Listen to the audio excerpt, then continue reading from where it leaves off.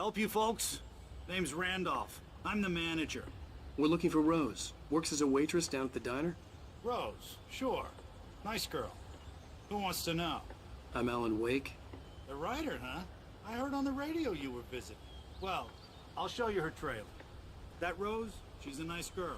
Always pays her rent on time.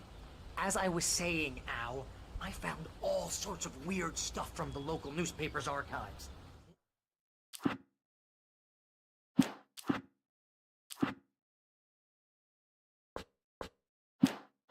This place is crazy! Disappearances, mysterious deaths, urban legends come true.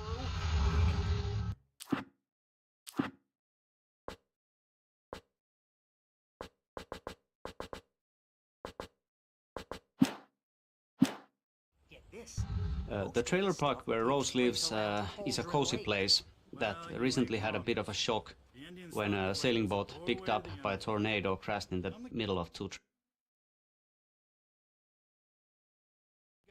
trailers. Time looked like it was Yeah.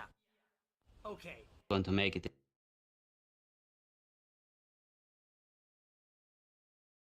Anyway, I'm glad it did. there was an island there owned by a guy called Thomas Zane. Now, some of the articles I found Style of the game in a visual way. writer, but I ran a bunch of searches, When we went out couldn't photo find a shooting single thing he wrote. along the Zane Pacific was Northwest equally into area, diving, we so came across many trailer parks, and we have plenty of material for them. So I think that really shows in the authenticity of this location. Down with the island.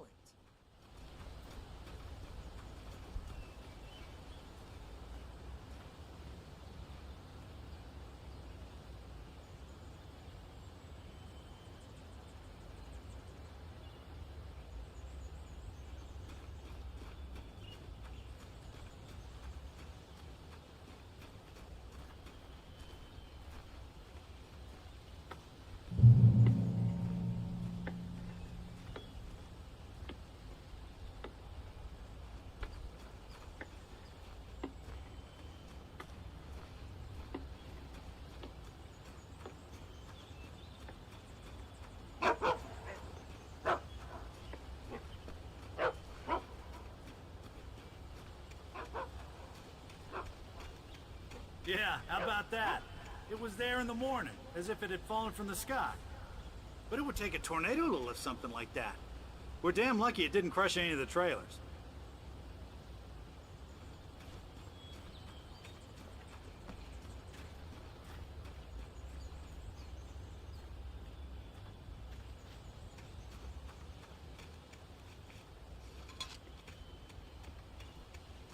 Come on, mister. I'll take you to Rose's trailer.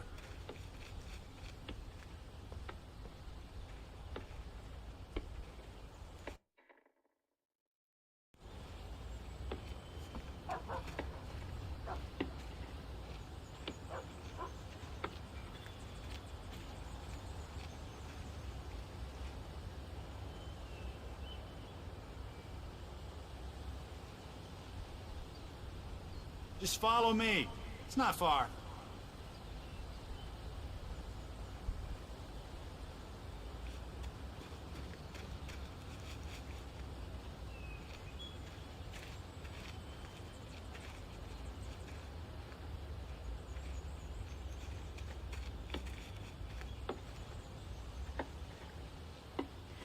It gets better. A local girl, Barbara Jagger, drowned in Cauldron Lake just a week earlier. They were lovers. Sure, Jagger's a local spook story. The Scratching Hag. Comes for you in the dark. Childish stuff like that. Anyway, Al, I'm just getting to the best part. All of the articles about this stuff were written by Cynthia Weaver. I asked around, and she's that crazy bag lady you met. What, the lamp lady? She can be a little loopy, but she's not homeless or anything. Yeah, anyway, she knew both Jagger and Zane before they both died, and she had some kind of a breakdown.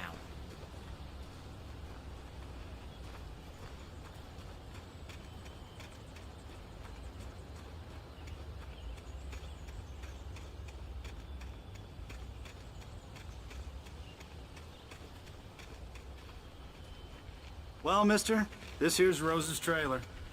You mind me asking what you want with her? We're just here to talk to her, pal.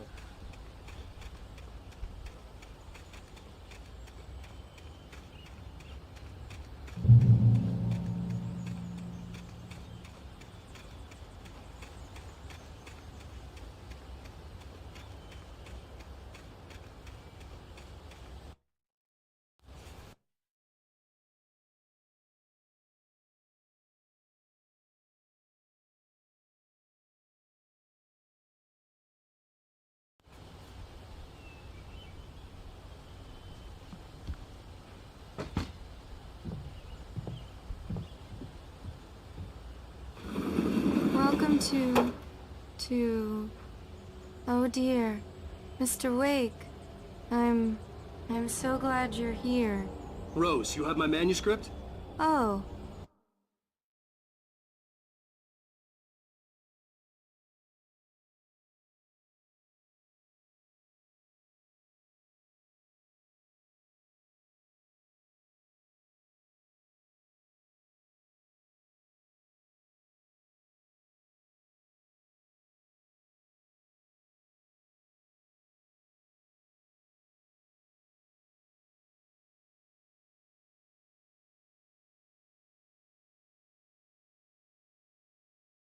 Oh, yes.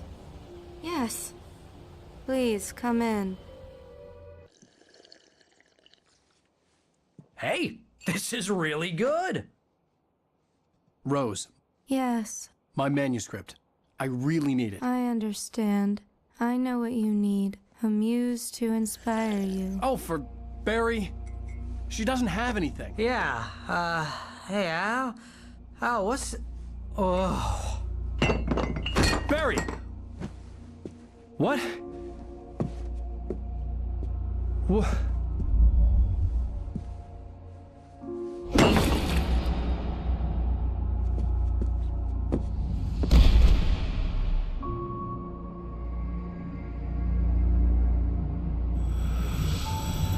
It's coming for you, hiding in my barber's skin. I'm too weak to stop it. You must turn the lights on. I promised I'd come visit you and your lovely wife. You must finish what you started. I insist. You must turn the lights on. Turn the light on. Back to work, boy.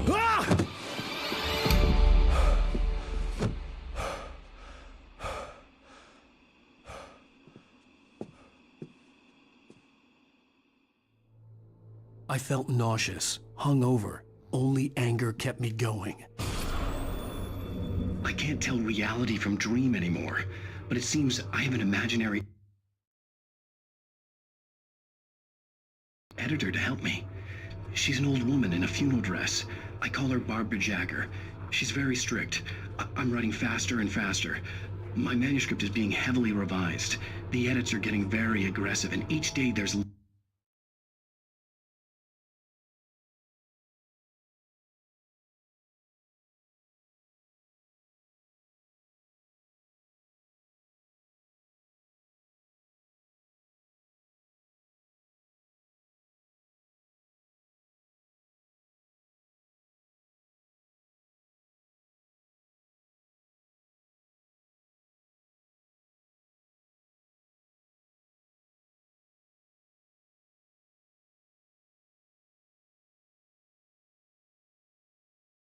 less of me and more of her. I hate it, but I know she's right. She promises me I can save Alice this way. She knows more of this than I do. About the complex incantation I'm attempting. About this place. She's worked with another writer under similar circumstances, Thomas Zane. The genre of the story seems to be shifting. It's turning into a horror story. I'm getting close. I can feel it.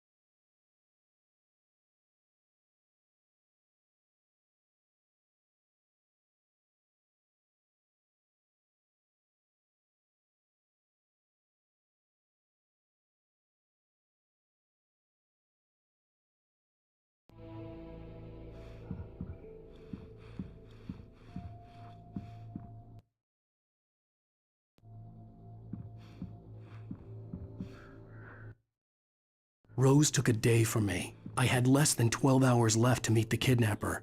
All I could do was get Barry into the car, work something out once I got on the road.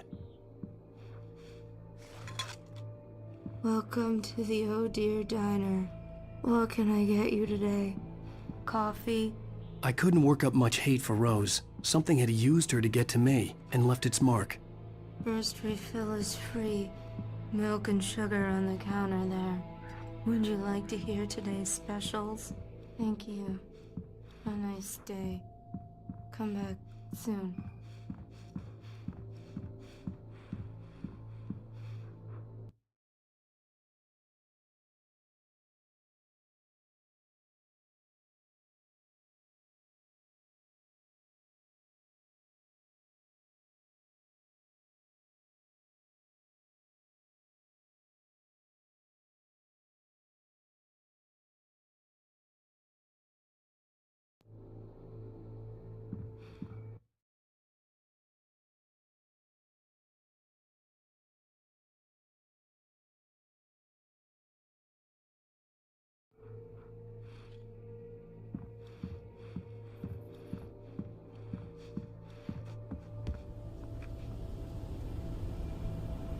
My gun and flashlight were gone. I'd have to find a way to get Barry into the car as The Dark quickly as Presence is the main possible. adversary in There was our no game, time to and waste. I wouldn't necessarily call it evil, but it is completely alien to our world, and that may pretty much be the same thing. Barry was out of it. We don't He really was want to way too explain the heavy to Dark carry. Presence in too much detail. We kind of want it to remain a mystery, but let me say this much. It's definitely not human. It doesn't think the way we do. A good example of this would be when Wake actually escapes from the cabin. And he actually just sits there and writes the whole thing into the story, and the Dark Presence is right there, and it just doesn't understand what's going on. It doesn't work on that level of logic. On the other hand, it can be very devious. For example, it has no problems whatsoever using Alice and Rose against Wake in a very, very sort of, contrived manner, and it works very well too. We talked quite a bit about the Dark Presence being weak in the beginning of the game, and that's true as far as it goes, but it only refers to the foothold it has in our world. Now, it is strong. It is very, very strong and very, very big in its own world.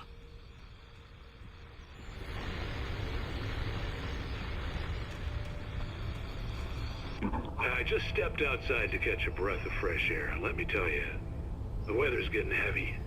Nights like this make me especially glad I'm here talking to you and not home in bed. Once the weather takes a turn like this, I can't sleep at all. It's all tangled bed sheets and dark thoughts, punctuated by the occasional plunge into nightmare.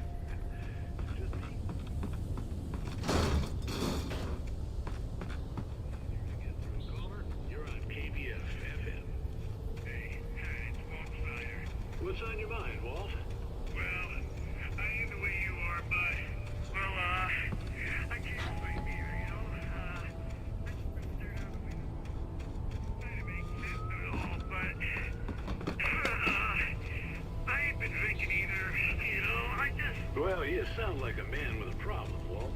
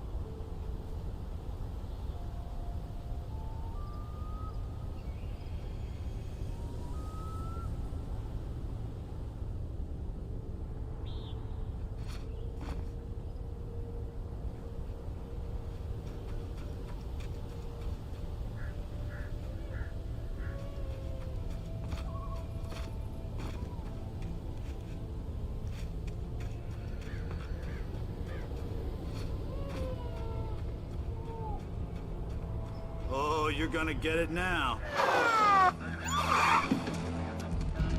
God knows what you've done to that poor girl. This is Agent Nightingale, FBI! Get him up, Hemingway! You're under arrest! You move a muscle, I'll unload right in your goddamn face! Stay right where you are, Slane!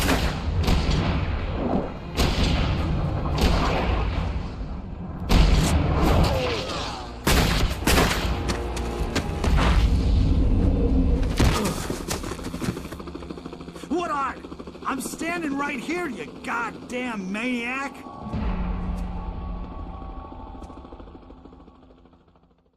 I hated to leave Barry behind, but there was no way I'd miss my appointment with the kidnapper. Give it up, Mr. Wake. Come on. Don't let him get away. Move it, move it, move it. I'll have a shot if you let him get away.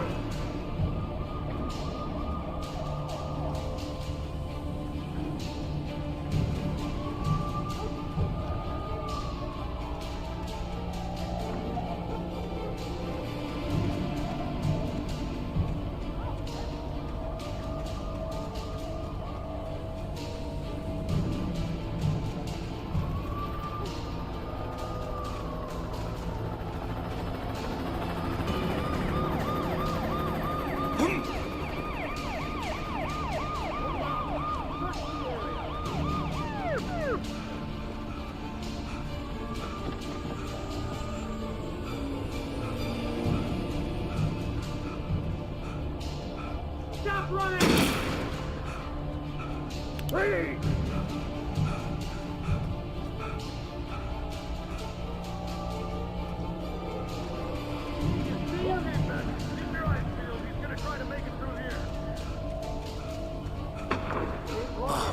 Damn.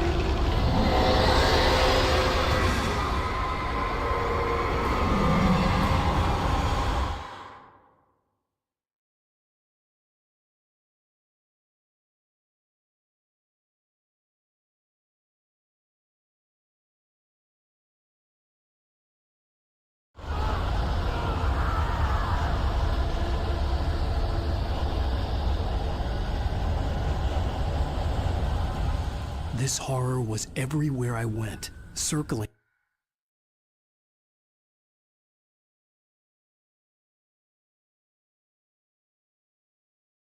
me. The cops didn't stand a chance. They were after a writer, not a monster.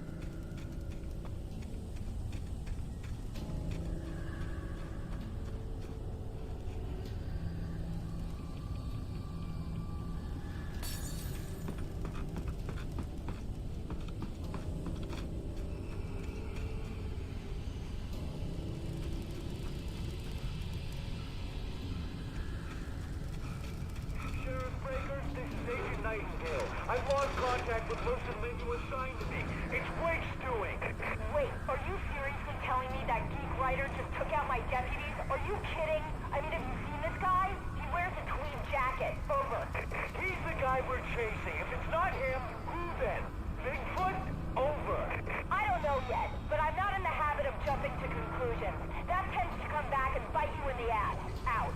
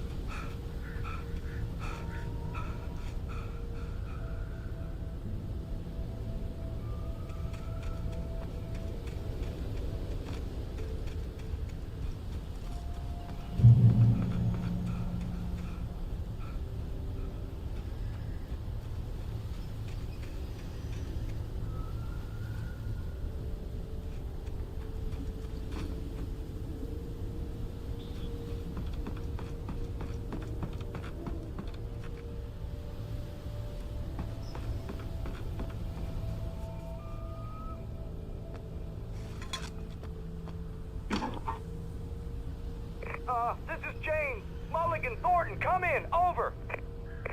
Thornton here. James, we got both Wheeler and Rose in custody. They didn't put up a fight or anything. Why, they were...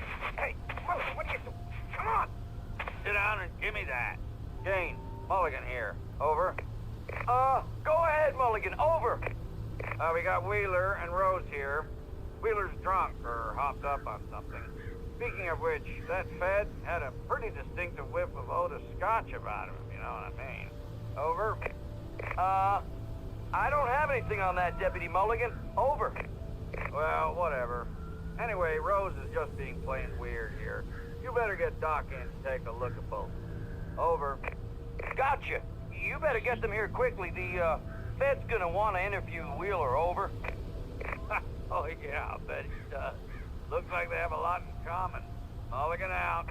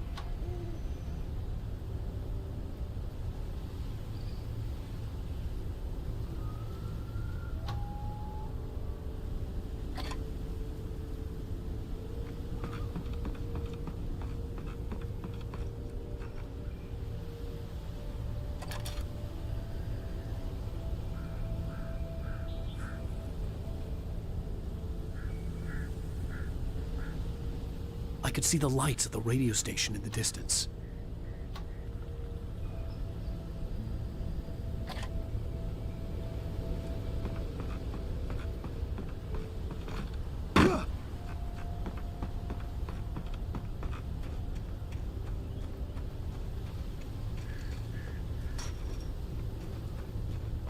I imagined that the broadcast tower in the distance was part of the local radio station.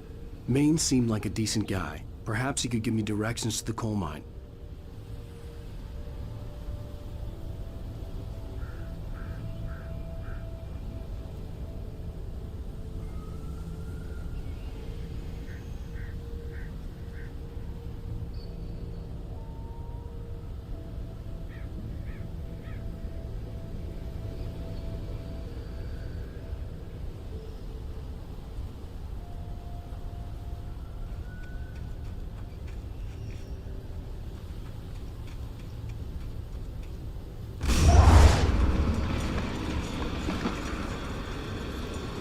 Unnatural shadows clung to the gate. The darkness that was after me was trying to stop me. I wouldn't get through without a light.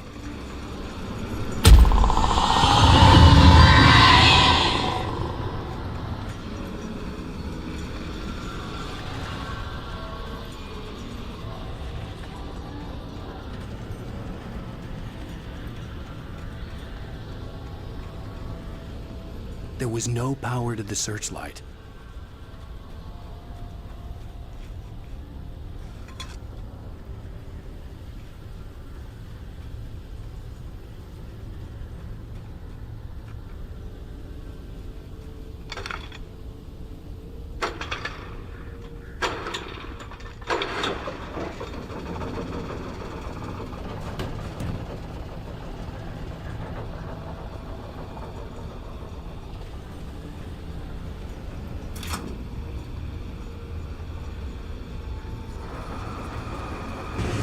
The old generator conked out. I'd have to see if I could fix it and try again.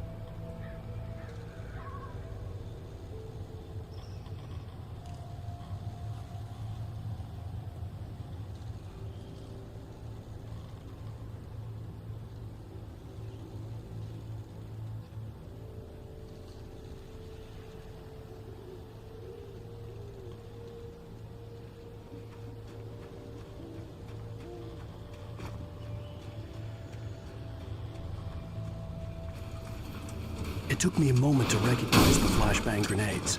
They were an ideal weapon for my situation. Here we see one of the most useful tools that the gameplay designers have. We call it beds, or bringing enemies to the sea. It started off as a simple spawning system, but as time went on, it evolved.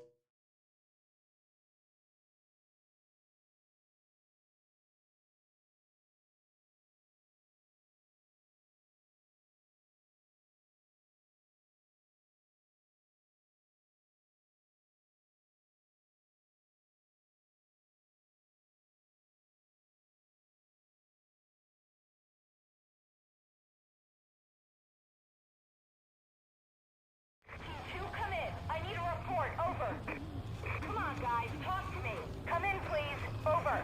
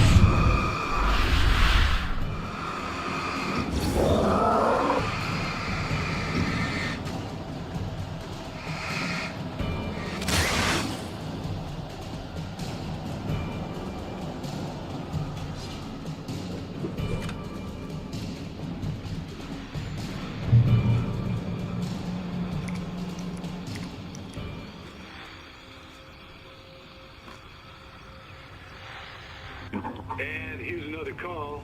You're on KBFFM with Pat Maine. It's Milt Peabody, Pat. What's on your mind, Milt?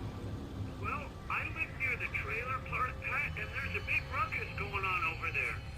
Well, that's just up the road from me, too. What's going on, do you know? I don't know, but there's a bunch of police cars there, lots of sirens, a helicopter buzzing around, and I think I heard some gunshots. Gunshots? Yes, sir.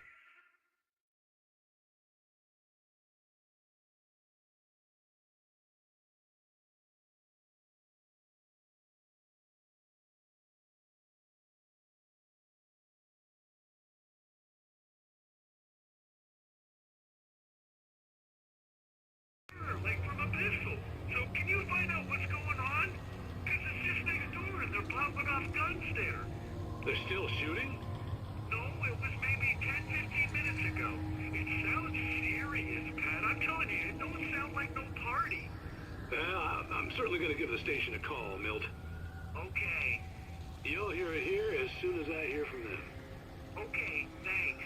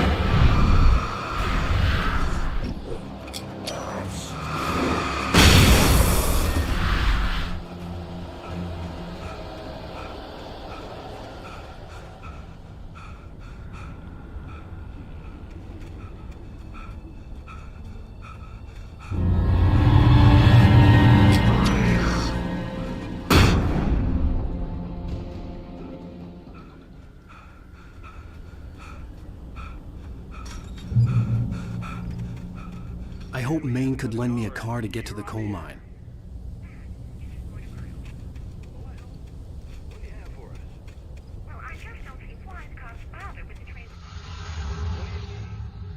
We don't see a lot of Pat Maine in the game, but actually he has a considerable presence.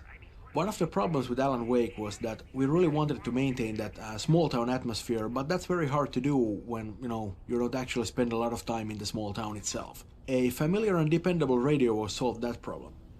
Also, I think RJ Allison, who plays Pat Maine, did a wonderful job. He really nails the character, and it's so great to be alone in the dark and then hear that warm and dependable voice.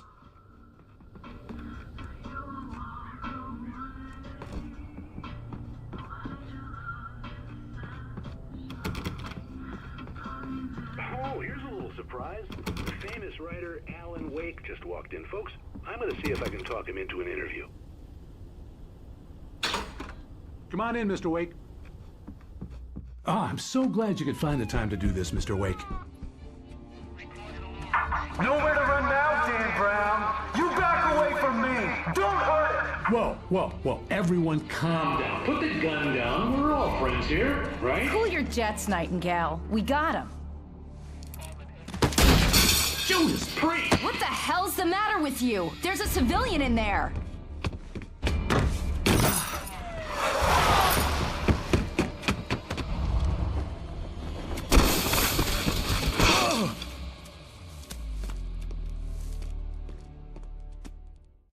I'll get you yet, even if it kills me. You hear me?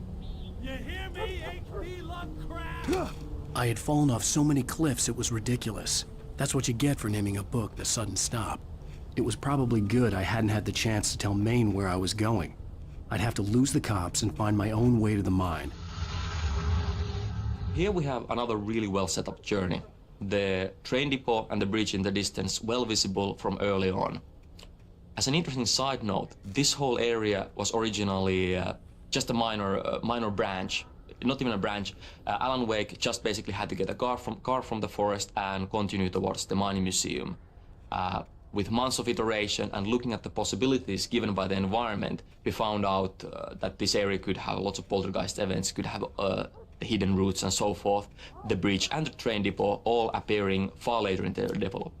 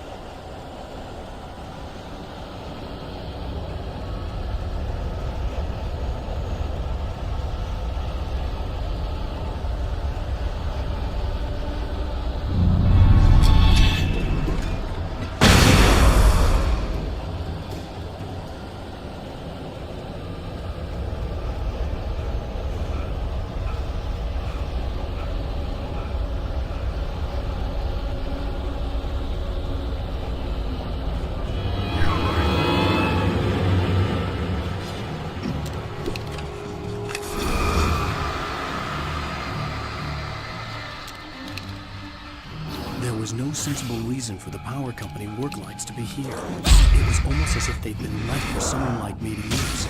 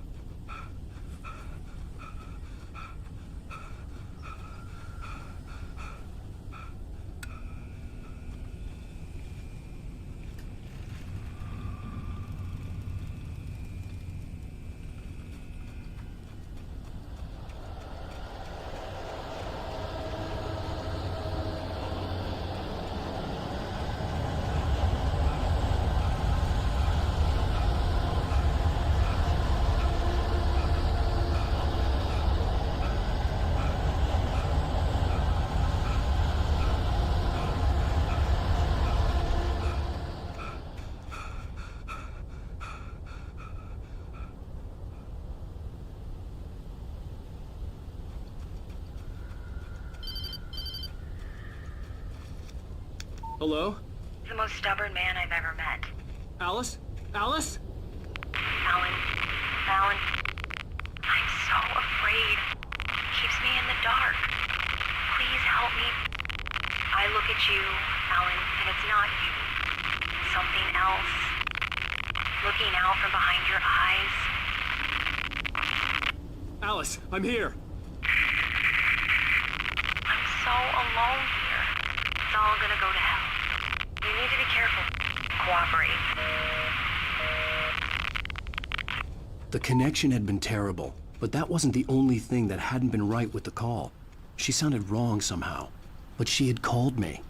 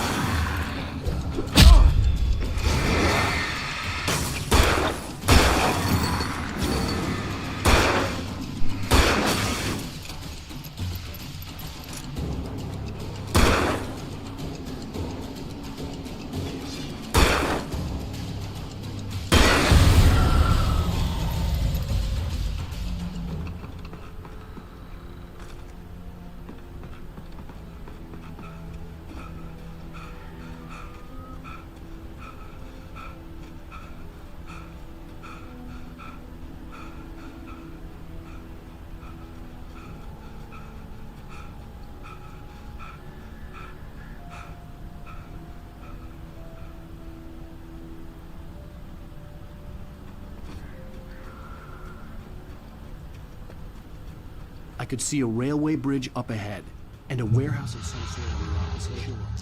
Everybody knows the movie Poltergeist, but I wouldn't say that it was the origin for this idea. This game is about possession. It's about the dark presence taking over everything in the world. It started off with humans, and, well, in the design, the inanimate objects were the next logical step. One of the hardest things to do was to convey intent.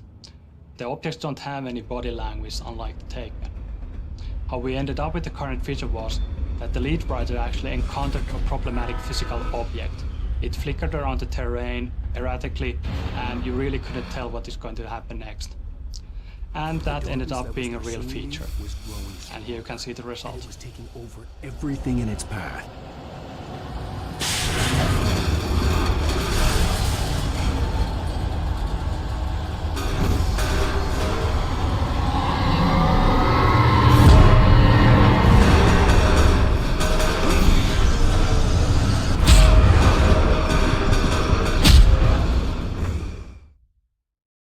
Of some sort on the opposite shore. I hoped I could find a car from there. Everybody knows the movie Poltergeist, but I wouldn't say that it was the origin for this idea. This game is about possession. It's about the dark presence taking over everything in the world. It started off with humans, and, well, in the design, the inanimate objects were the next logical step. One of the hardest things to do was to convey intent. The objects don't have any body language, unlike the Taken. How we ended up with the current feature was that the lead writer actually encountered a problematic physical object. It flickered around the terrain erratically, and you really couldn't tell what is going to happen next. And that ended up being a real feature. And here you can see the result.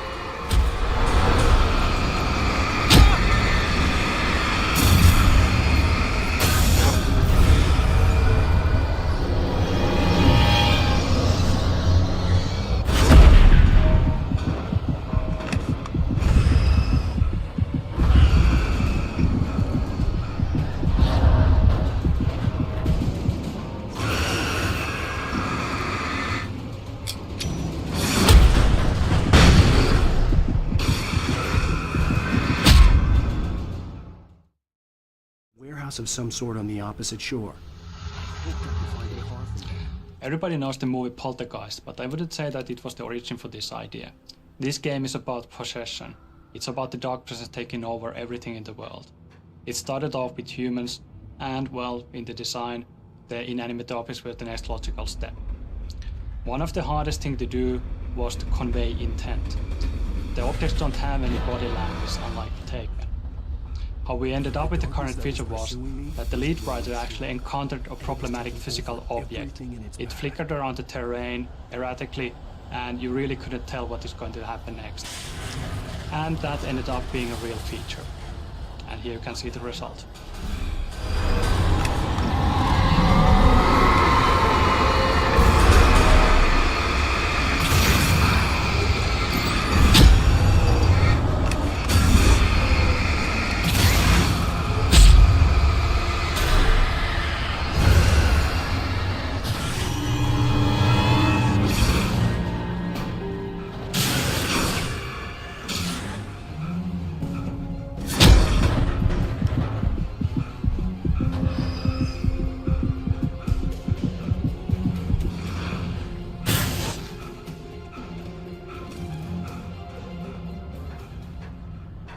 As a teenager, just starting to get interested in writing, Stephen King had been a source of inspiration to me.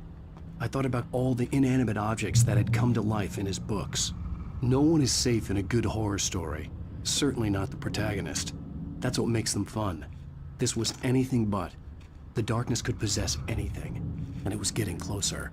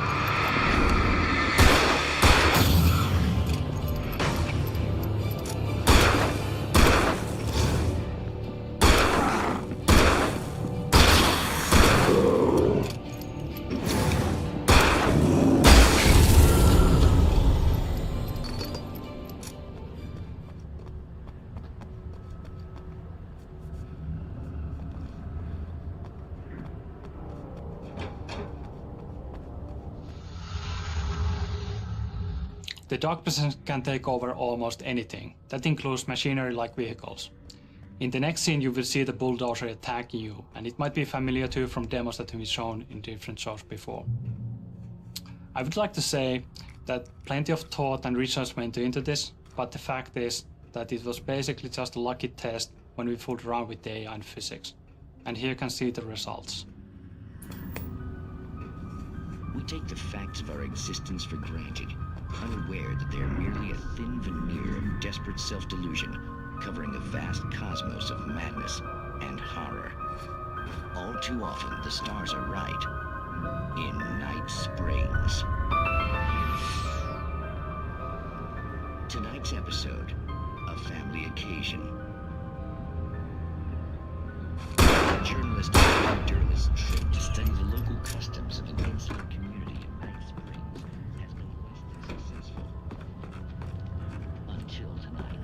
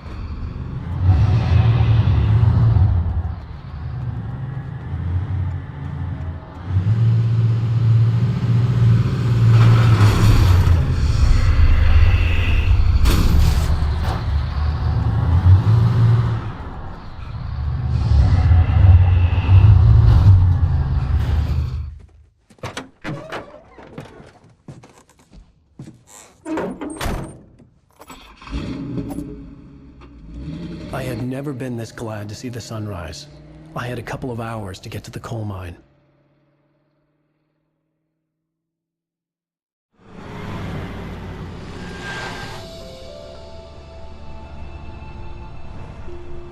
The coal mine wasn't far now.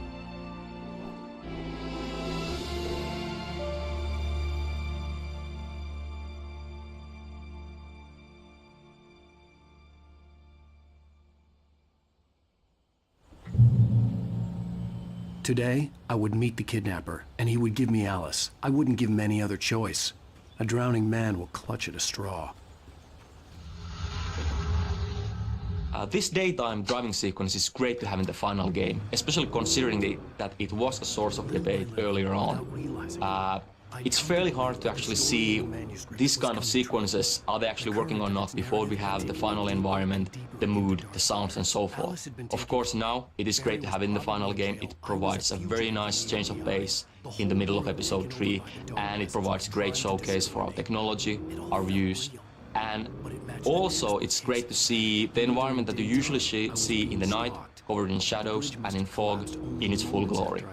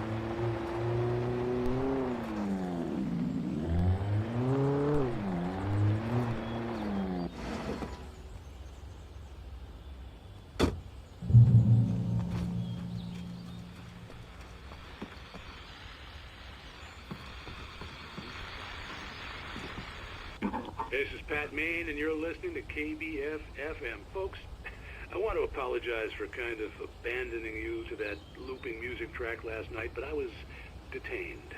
You see, I encountered a big-shot G-man with an itchy trigger finger who could use a lesson in manners and a boot in the ass, not necessarily in that order either. Now, folks, I know I'm not being very informative here, and I apologize for that. I really should just keep quiet, but I'm just so peeved right now, because some people just shouldn't be carrying badges.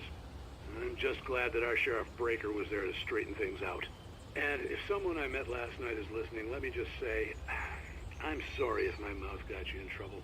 I'm pretty sure you're not the bad guy here. Godspeed, son. I hope you know what you're doing. Now, on a lighter note.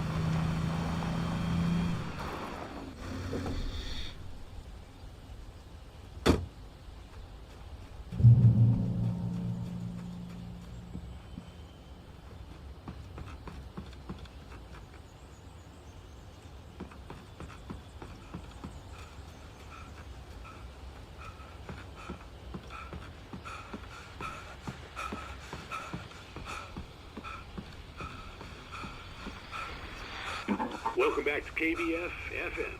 Hope you enjoyed that tune.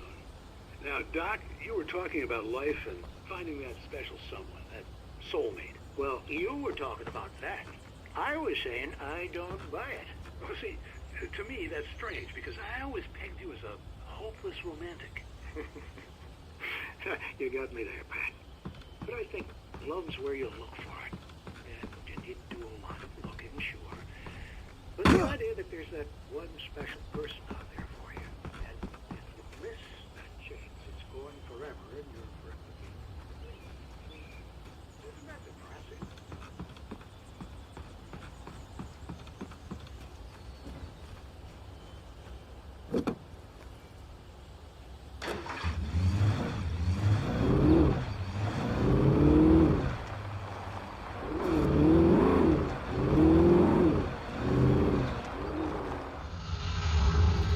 The feel of history and roots is somehow very present in the whole Pacific Northwest area.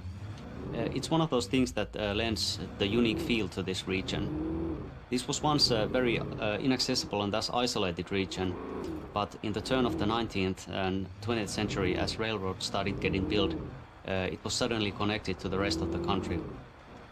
This greatly benefited industries like mining, for example, because now ore could easily be transported across vast distances. I was early. Towards 1960s and 1970s, mining steadily declined, The coal mine was quiet. but this area is still filled with all sorts of landmarks and reminders of that once blooming industry. To me, these kinds of things really matter because they are the reason behind why things are and look the way they are. So, long story short, decaying structures like old train carts and mining structures and tipple buildings are really a part of the history of this area, and that's all the reason we needed to include one of those beautiful tipple buildings as a location in the game. As many of its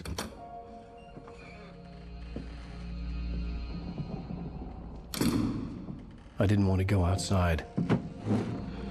Cops had to be looking for me. The noon sun turned the place into a sauna. The day dragged on. Different scenarios ran through my mind. Ways of how I'd torture the kidnapper to get Alice back. Or the different horrible things he could have done to her. I imagined her dead. I had no way of knowing she was still alive. It was killing me. I was running on blind hope. It was all a waste of time. The bastard never showed up.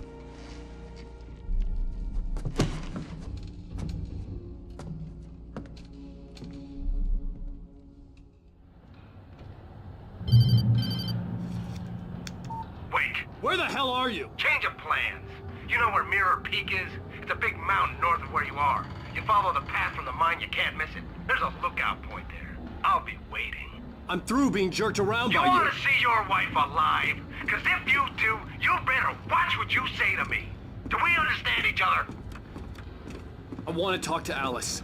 Yeah, and I want the manuscript. Don't keep me waiting, Wake. Hello? Hello! Ah! I'm gonna kill him! I had to get to Mirror Peak.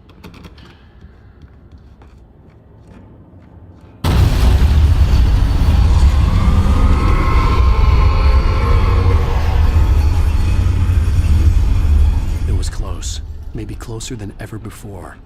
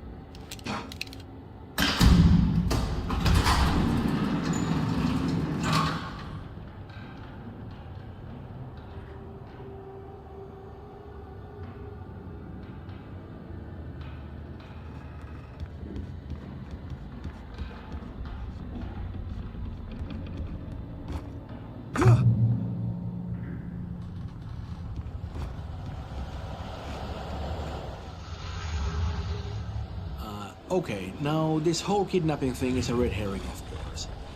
It's just an attempt to manipulate Wake and to get him to deliver the manuscript. The so-called kidnapper, Mott, well, he doesn't have Alice. He doesn't know where Alice is, and neither does Dr. Hartman, the guy who's hired Mott. But they do know that Wake will do anything to get Alice back, so, you know, they use her. They're nice people like that.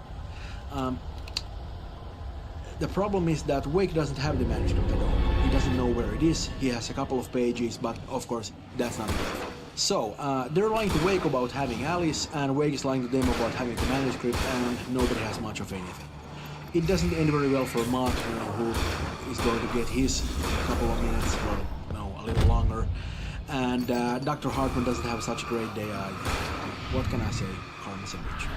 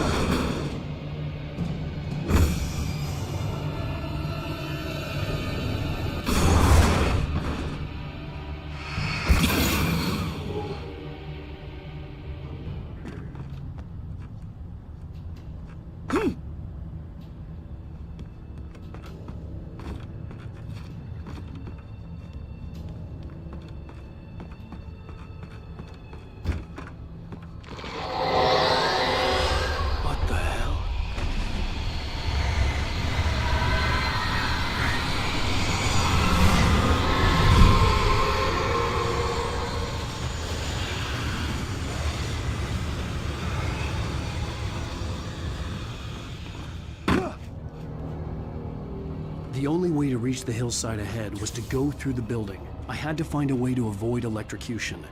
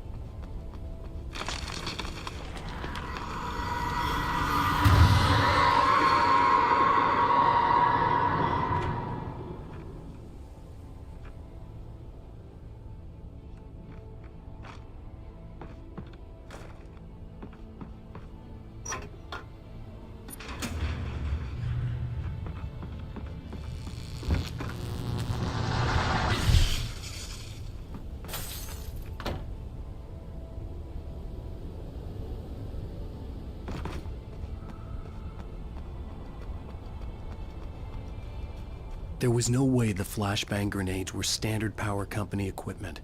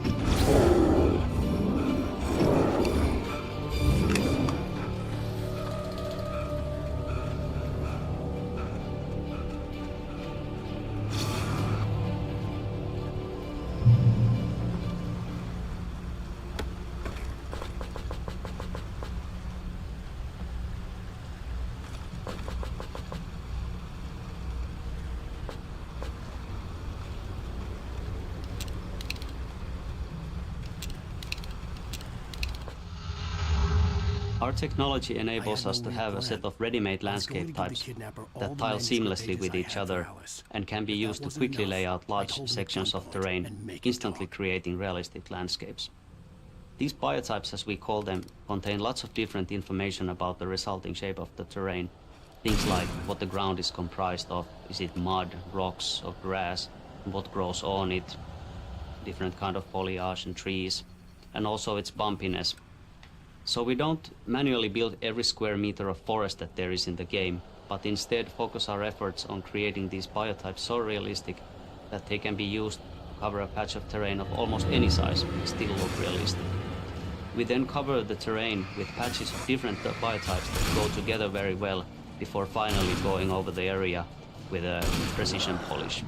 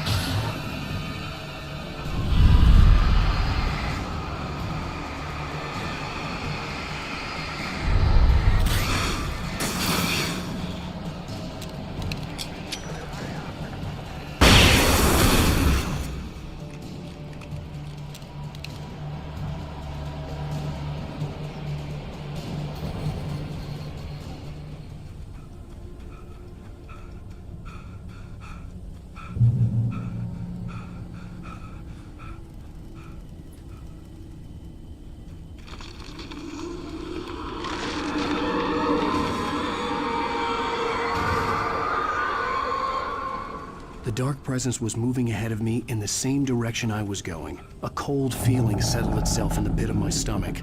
Was it going for Alice? The graveyard shift may cause cancer.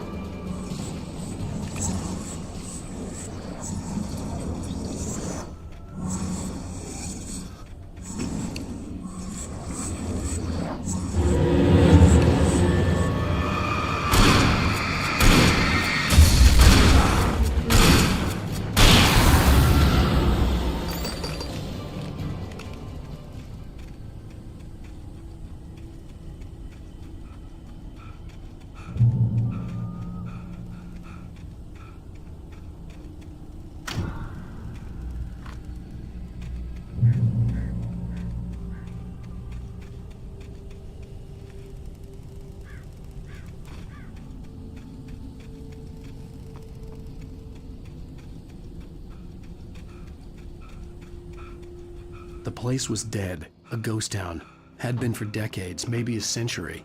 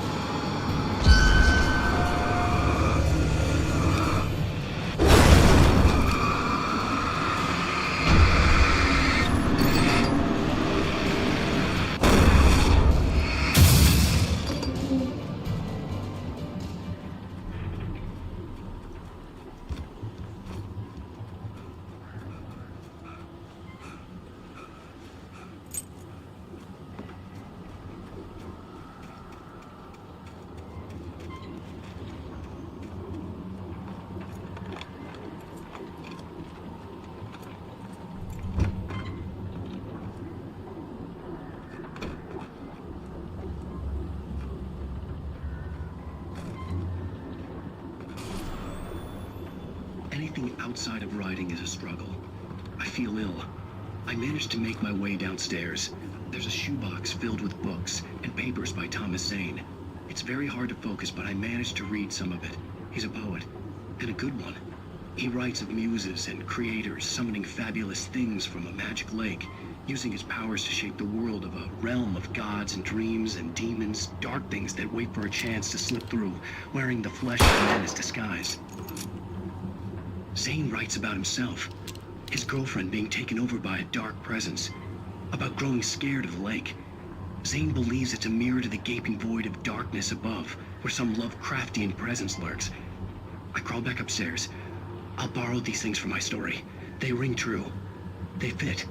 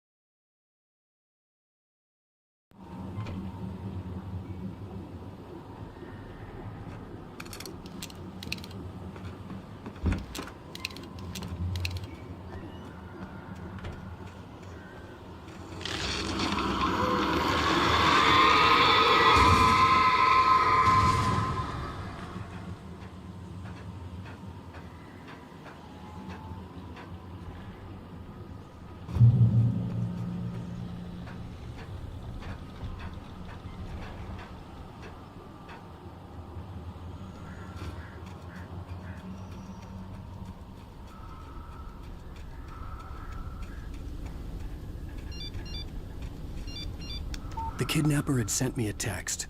The message was full of spelling errors and insults. It was telling me to hurry up.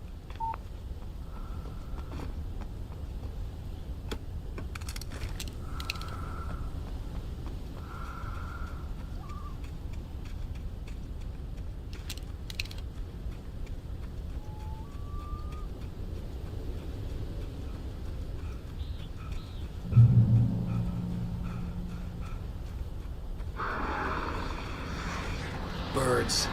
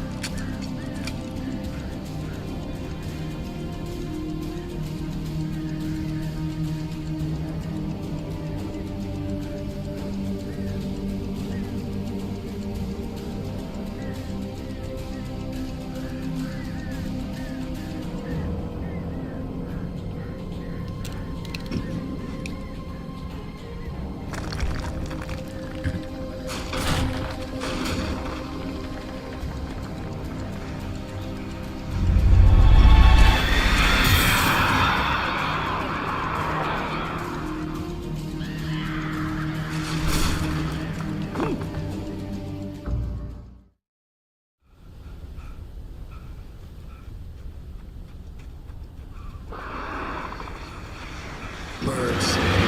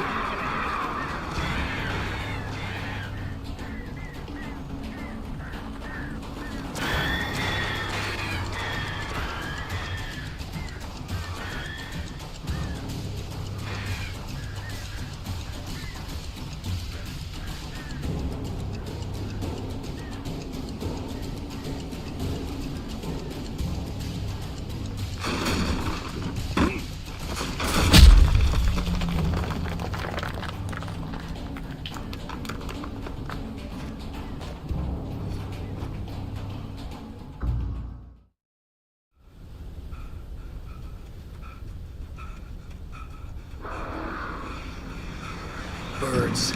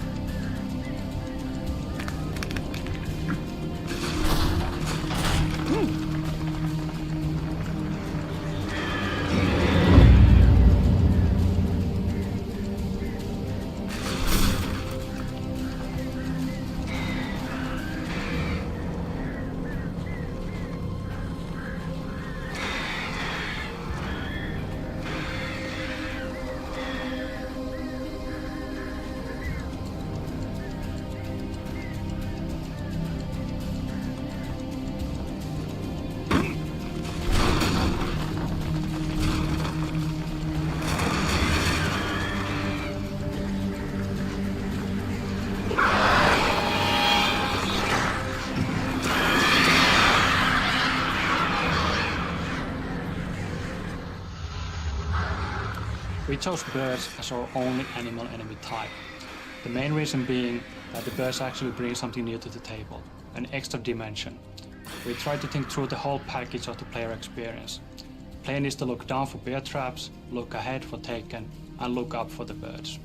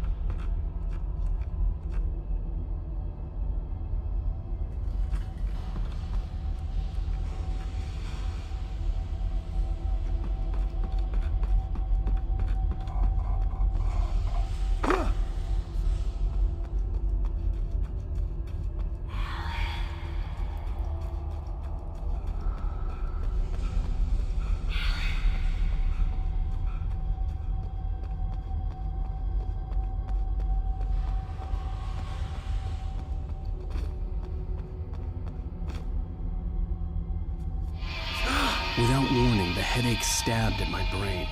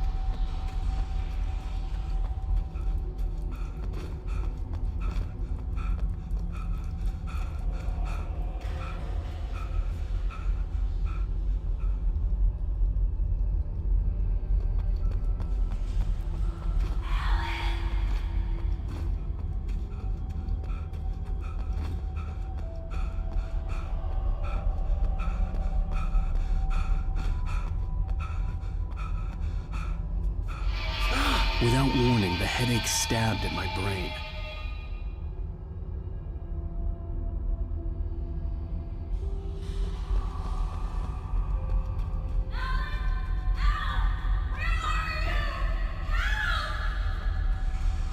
Alice?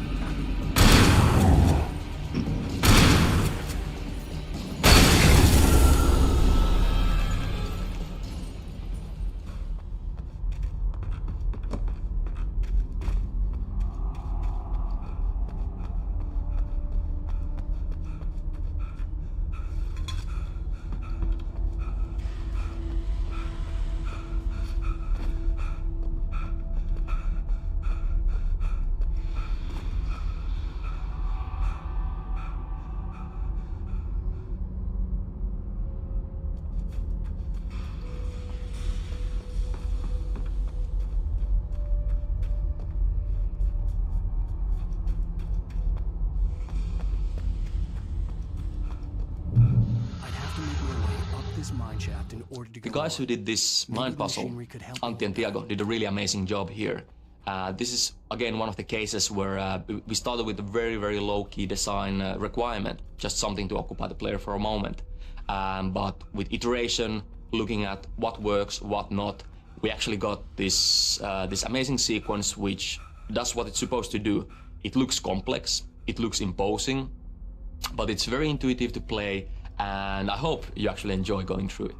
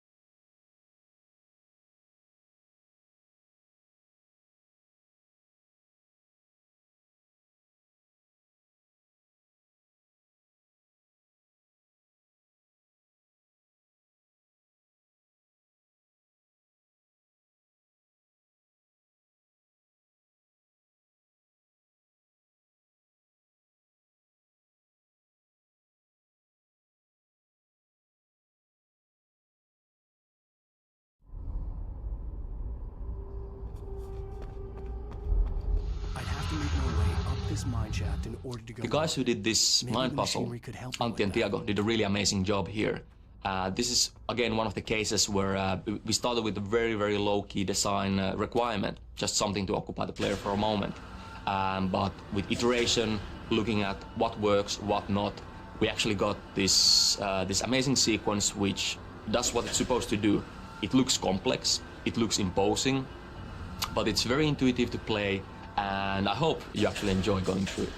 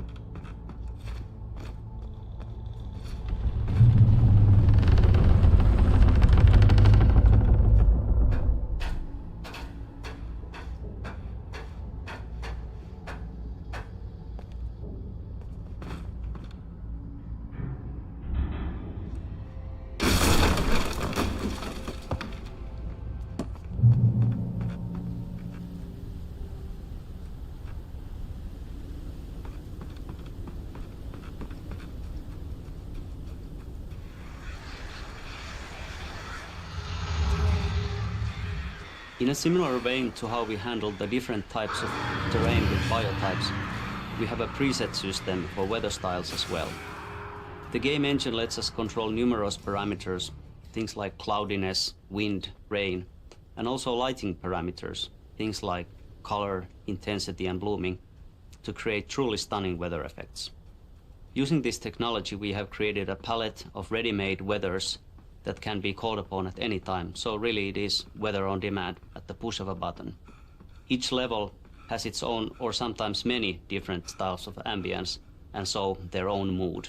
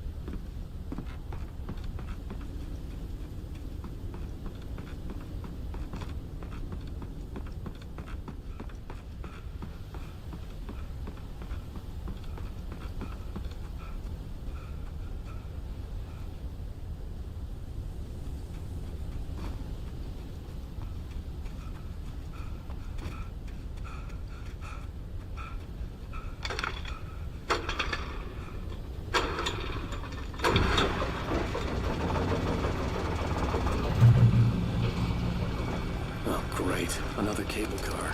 Just great.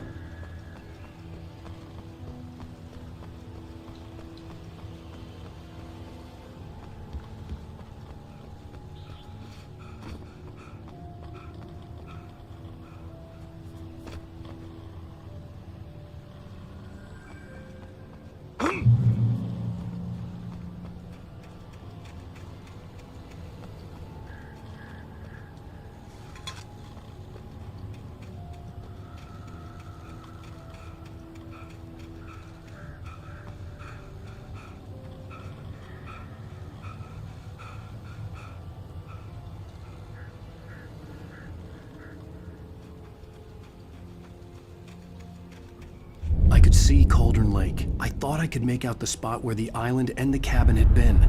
There was a light near it. It had to be a boat.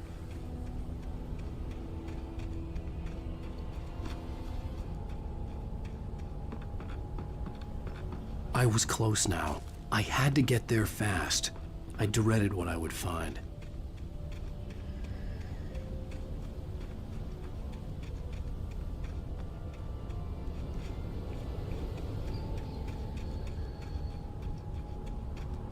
Wait!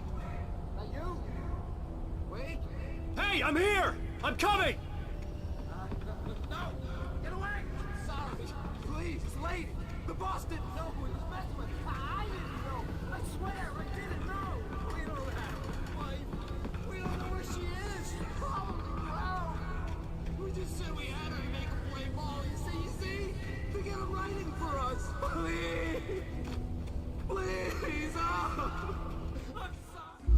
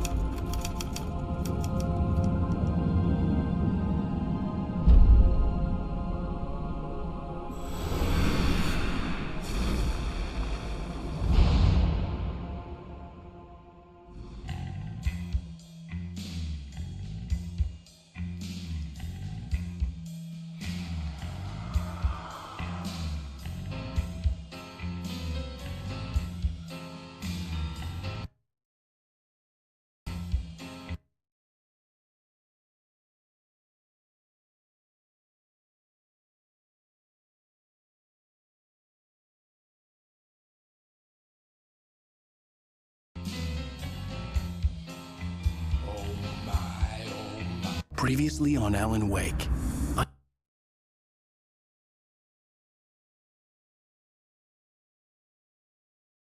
Hunted by the law. Sheriff!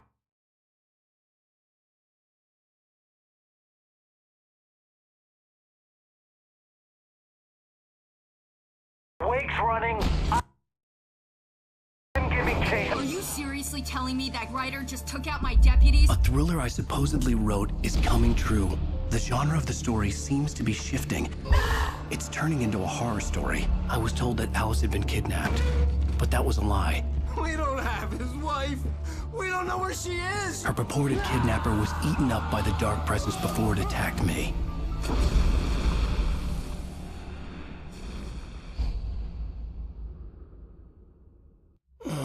Alan, shh, baby. It was just a nightmare. Alice. There you go, Alan. Hartman, I fell. I had to give you a sedative. Don't fight it. You went through another rough period. What? Right now, it's very important that you stay calm. We don't want you to have another episode. You're a patient at my clinic. Have been for a while now. The shock of your wife's death triggered a mental illness. No, you're lying. You're suffering from various symptoms of undifferentiated schizophrenia. Bastard. It's okay, Alan. Just let go.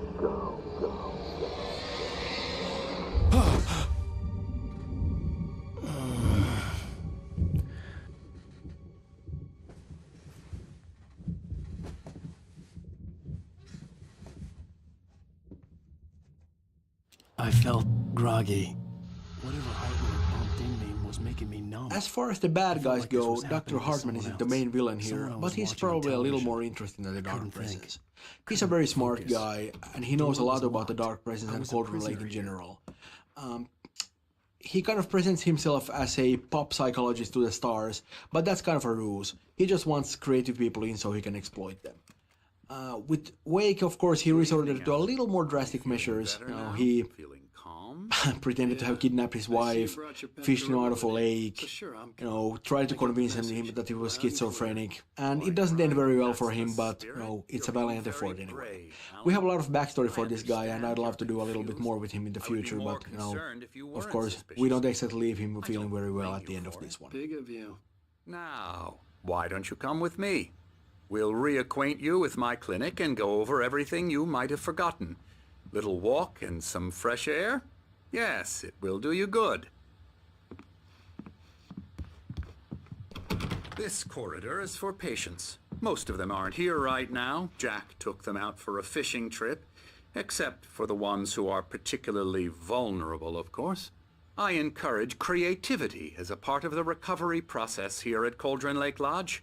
I specialize in treating artists. I bet you do. Splendid, Alan. I honestly believe we can get this thing under control if we work together. This way, Alan.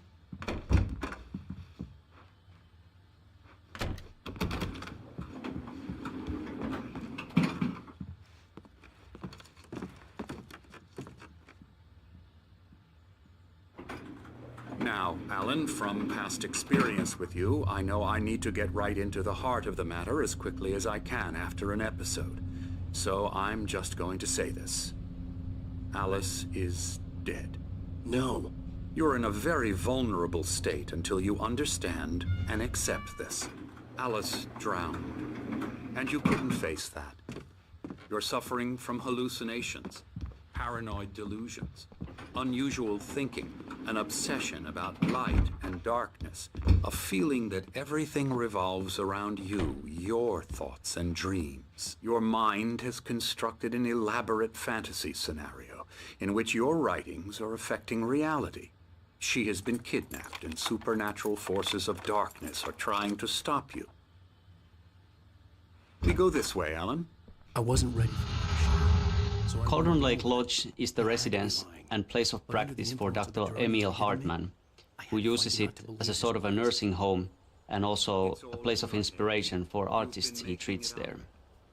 Built in the turn of the century, it is an imposing building, hewn from large timber and heavy stone, with a steep shingle roof to weather off even the heaviest of snowfalls.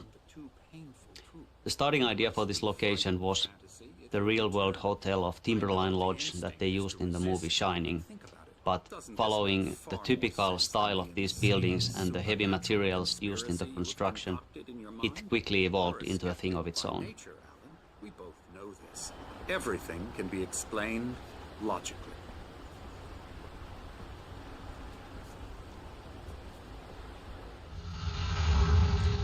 Story-wise, the most important location in the game, Cauldron Lake, is inspired by the real-world location of Crater Lake in Oregon. It's a vast lake formed from a volcano thousands of years ago in a massive eruption. It's truly a breathtaking place that anyone interested in such things should definitely visit. In the game, the location, this Cauldron Lake, has actually had two notable eruptions. One that originally formed the lake, and then another which took down a small island in it, along with its cabin and even a person, a diver called Thomas Zane. The place is said to hold an ancient power, and it's not without reason, as you will find out playing the game. Funny, I don't recall there being a mention of that in the weather forecast. Well, no matter. This way. Follow me. Alan, what I'm telling you is good news. Right now, we're in control. Every time you have a relapse, it gets more and more difficult to resurface from the dark depths of your imagination. Not surprising, considering your profession. Imagination is what you work with. After all your nightmares, this should come as an immense relief to you. If it doesn't, why is that? Because I'm lying? Or because you don't want to admit that you're not well? It's very natural for you to think of me as your enemy. It's part of the illness. I let him talk. Hartman obviously loved his own voice. His words echoed madly inside my head. I dug my nails into the palms of my hands to stay focused. You need to work with me.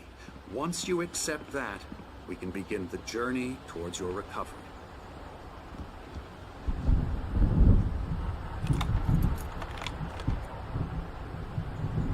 Come along. Let's go inside.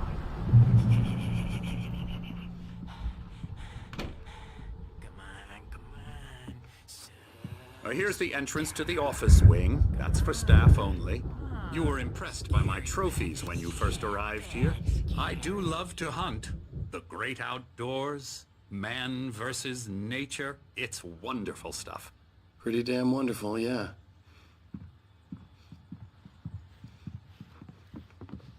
Scary, scary, scary.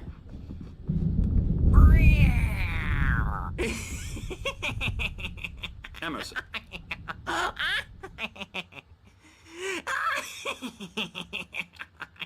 I'm a real bad dream, mister. You should be afraid of me. Don't want to run into me in the night, that's for sure. Please, Emerson. Mr. Wake is confused enough as it is. Yeah, you'd like me to go away so you won't be scared. But you can't just decide what kind of dream you have or when you have it. Emerson. Okay. Sorry. Boo. That's Emerson. We're actually making some progress with him, I'm happy to say. He works on video Elbow games. strike. Ooh, It's yeah. trash, of course, but it does involve Get some him to the head. small creative effort, which makes him receptive to my therapeutic methods. No kidding.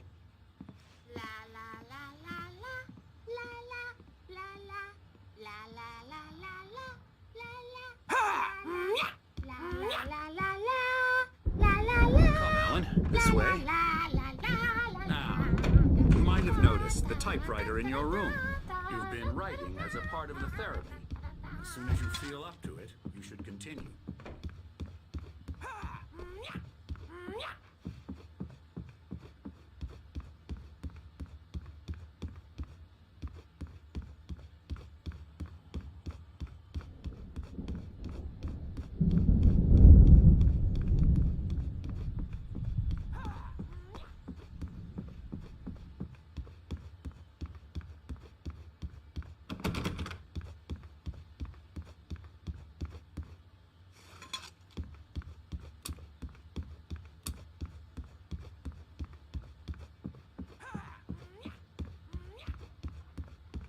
Hartman had mentioned that the power had been acting up.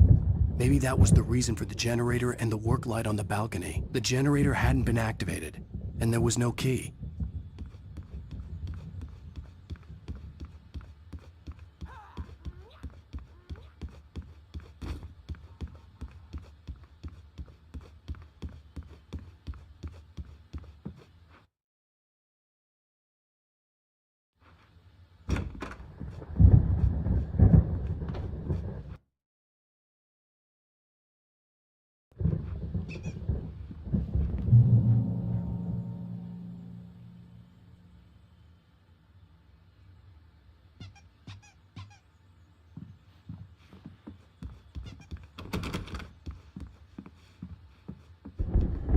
My rheumatism's killing me.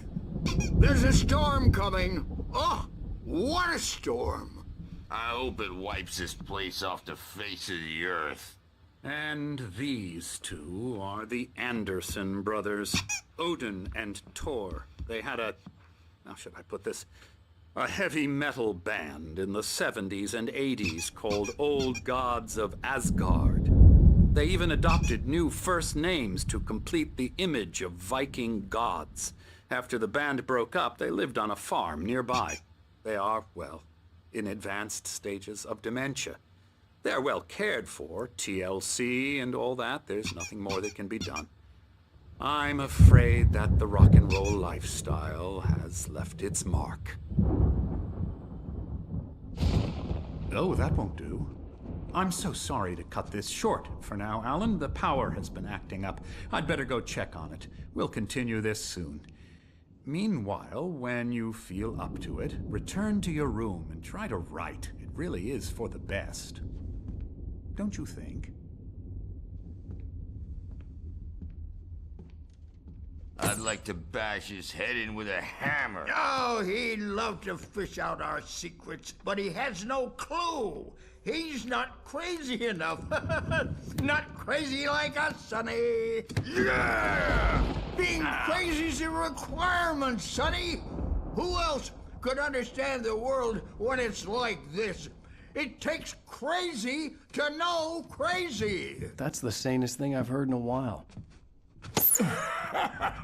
Zane! You're all right, Tom. Hey, we like him, don't we, bro? He's got to go to the farm. The Anderson Farm. Valhalla! We wrote it all down, lest we forget. A crash course. All you need to know to get your head right. You need to find the message. Here, Sonny, here's something for you. Gave me a rash, but I kept it safe from these bastards. My head was clearing up, or according to Hartman, I was sinking back into the fantasy. I was convinced he was lying to me about everything. Crazy or not, the Andersons made more sense. Tom, you got any booze on you? Yeah, no. Sorry, We have a guys. stash of the special stuff at the farm. Our own formula. Local ingredients. Medicine. Clears your head right up. Makes you remember like moonbeams on the brain. Oh, I just noticed. Leather patches on the elbows? That's not very rock and roll. Tom just lost is all. Baba Yaga got to him too, the damn witch. She used us all. Taken from all of us. Took my thunder, the witch. And my ravens. What were they? Memory and thought. The hag. She took something from you too, didn't she? That's what she does. We're better off. This place, the lake, it gives you power.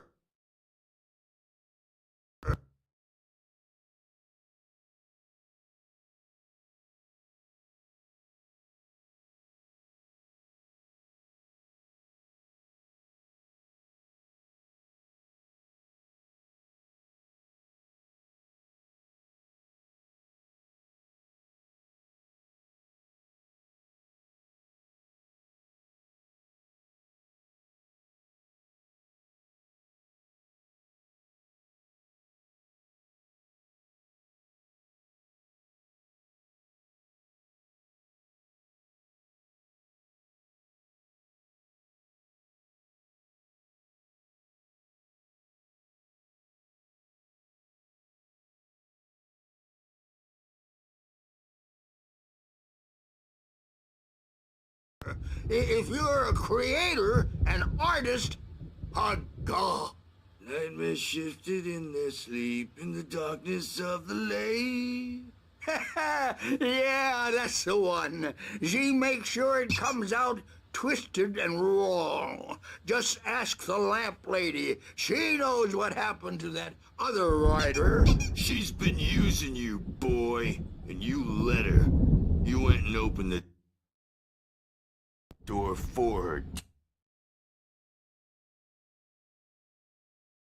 didn't you? Now, it was already open a crack. And whose fault is that? We're morally corrupt, disease-ridden, old and stupid. Doesn't mean he had to open it all the way, goddammit.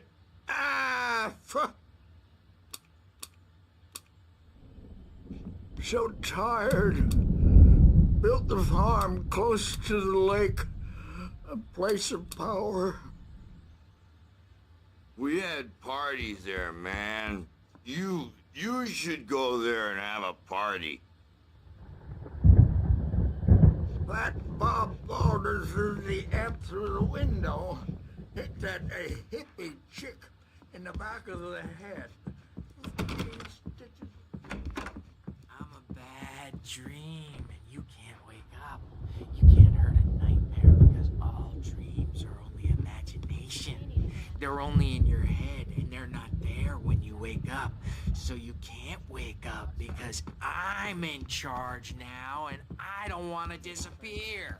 My nightmare is the publisher people who want to make a contribution so they can say they made a contribution, and then we end up with mullets in there because they think Mullets are funny, but it wasn't supposed to be about mullets, and now it's about mullets. And when it's in slow motion, they call it mullet time because the numbers came back from marketing that mullet time is the hook we needed to go big in the target demographic. And they're not even kidding. They say it all like serial killers with straight faces and smiles. Oh, hello. I've painted you. Okay. I was just struck by inspiration a couple of days ago. Dr. Hartman wanted me to paint landscapes, and that's what I was doing. But now I've been doing these things, a lot of them. The images just keep coming. Dr. Hartman likes them. He has them in his office. Yeah? He's very proud of me. He says I'm getting much better. I think I'm getting better. Well, I guess I'd better start wrapping this up. The storm is almost here. Look at that. I'd hate to be out there tonight.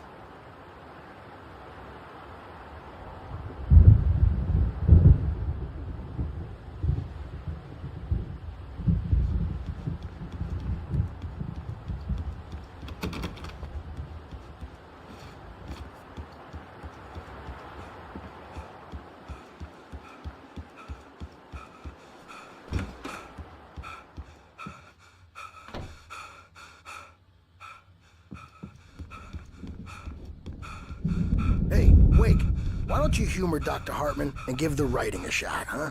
Typewriter's in your room. You can get to your room by those stairs, Wake. The doors were locked. Hartman and the nurses would have keys, but there was no way to get my hands on them.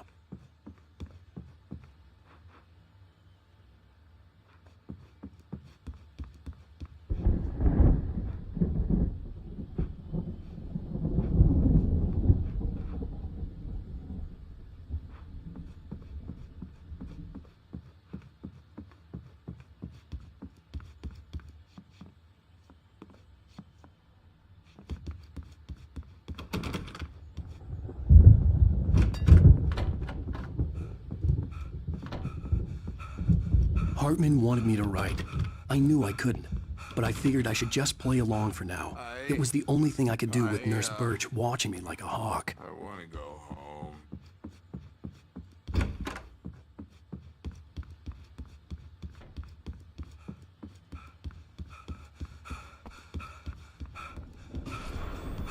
Something's wrong.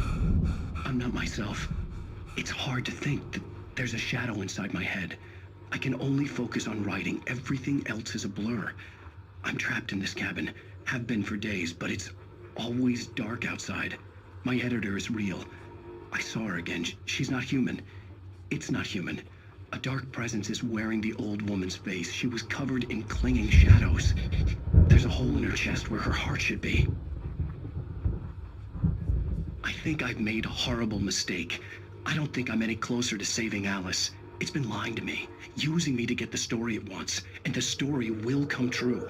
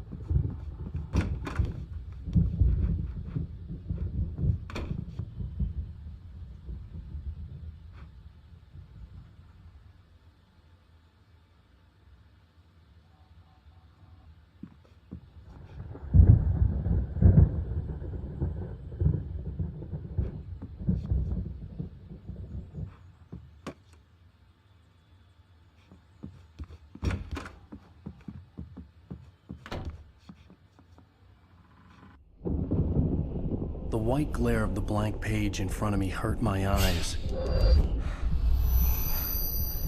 My hands began to shake uncontrollably.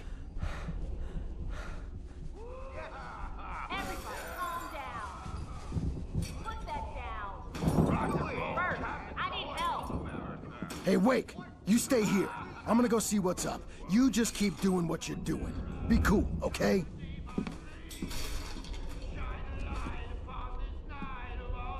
I didn't know what the chaos was all about, but it could be my only chance of getting out of here. Where the hell did he get a damn hammer? Hammer's up.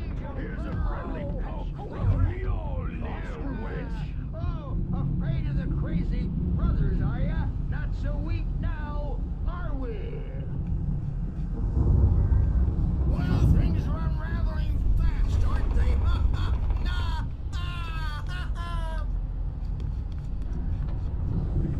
It's my store. I'm taking it. We're on a comeback tour, baby!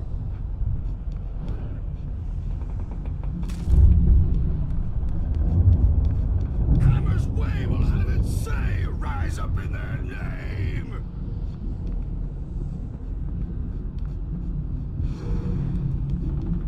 Sinclair looked bad.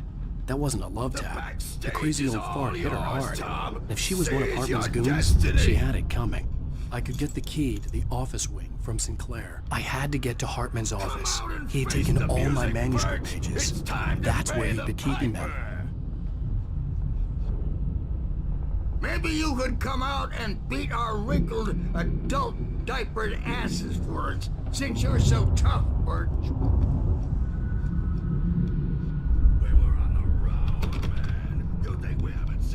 Like you before, mortal knave!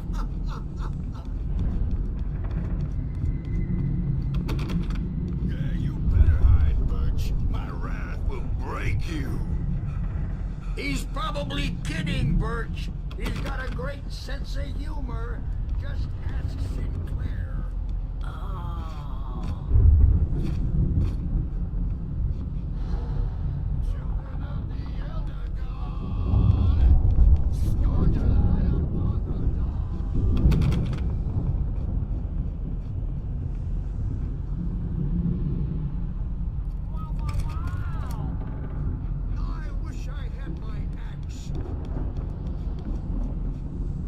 Oh, memory and thought, get black and clawed.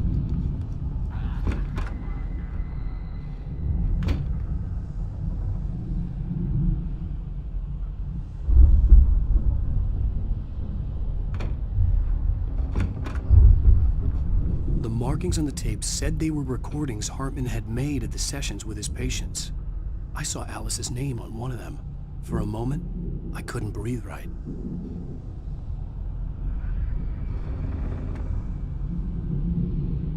Now, Mrs. Wake, can you tell me about Alan's problems? He's more and more out of control all the time. The parties, he's so angry all the time. He's getting violent. Do you mean with you? No, not with me. No, never. Sometimes I almost wish Alan would take a swing at me, because at least that'd lead to a conversation he couldn't just march out of. But no. Alan doesn't really sleep. And the work, well, he's not writing at all. He sits there for hours and just gets more and more frustrated. And I can't talk to him. Yes. Tell me, Mrs. Wake. What would you say to him if he'd listen? I don't know. I want to say, I look at you, and it's not you. Just some stranger who resembles you. Looking out from behind your eyes. And I don't like that guy much. And now it's all...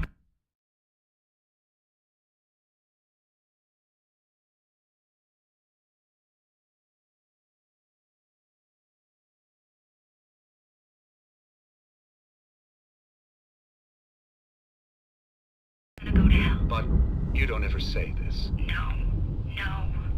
I've tried, but he's not listening. He's too deep in his own problems, always going on about something else. I'm so afraid I'm gonna lose him.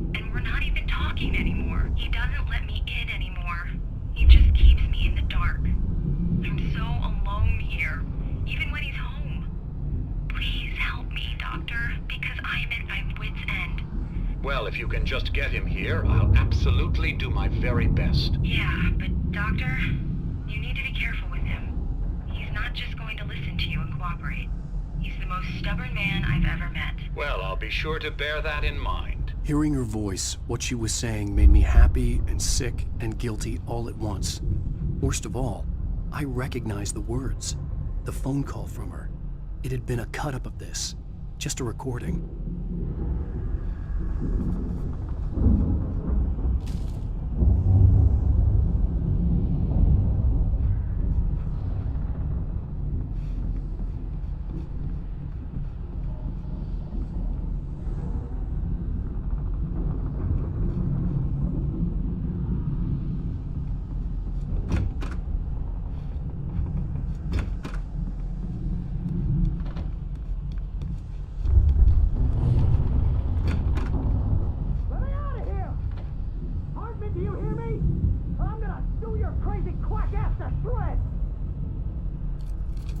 Seriously, do you have any idea how much Barry? trouble you're in? Ow! About time! Barry, man, am I glad to see you.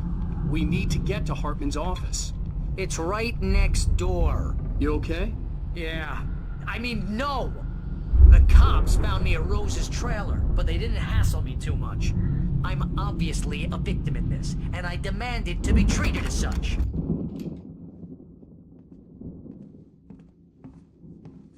These were all the pages I had on me. And more.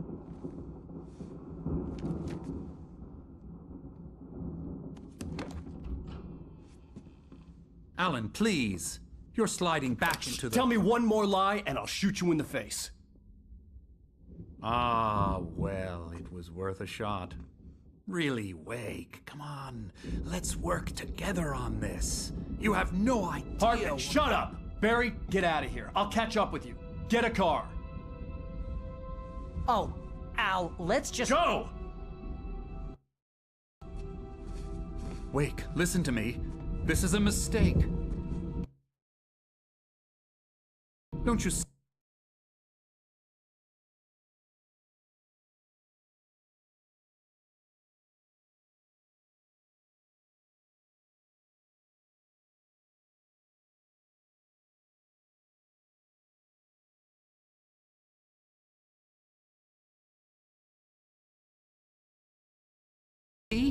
Together we can create something absolutely wonderful with your ability and mine.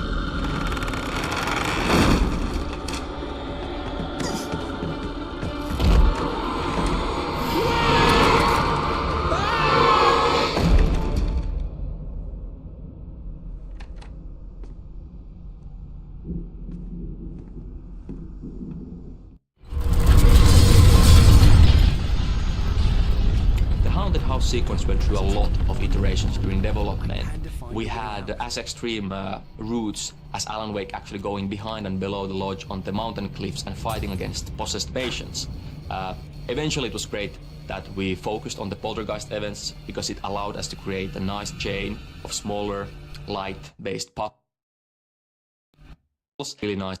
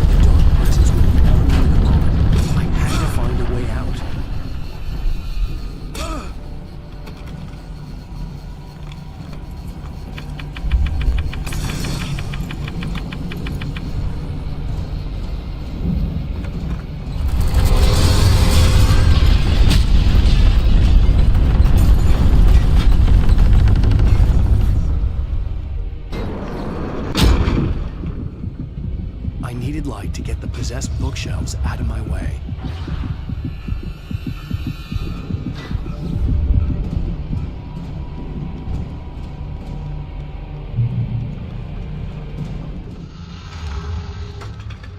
As the dark presence attacks the lodge, we are seeing an escalation in its power and aggressiveness. Maybe even some frustration. It's now been chasing you for quite a while and with little success.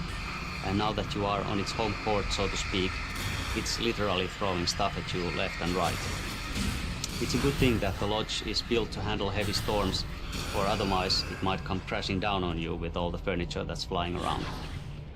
This scene is kinda like an action puzzle where you have to react to fast-changing conditions and find your way out of the building before it's too late. Fans of Max Payne 1 might have a fleeting sense of familiarity here.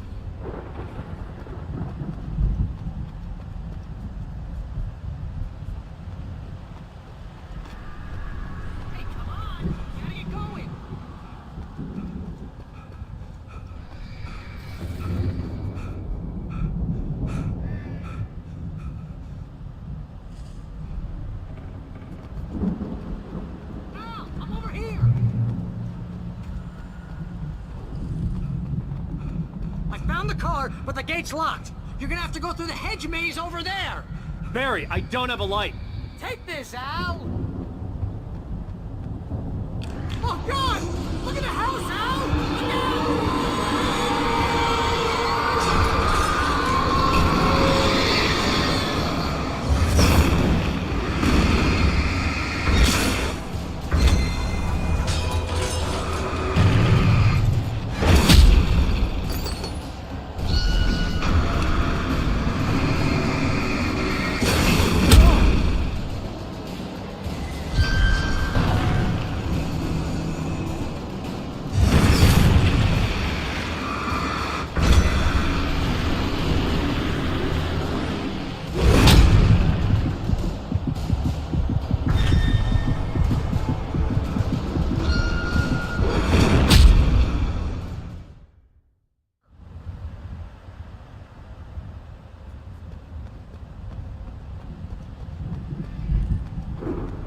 car, but the gate's locked. You're gonna have to go through the hedge maze over there. Barry, I don't have a light. Take this, Al. Oh, God! Look at the house, Al!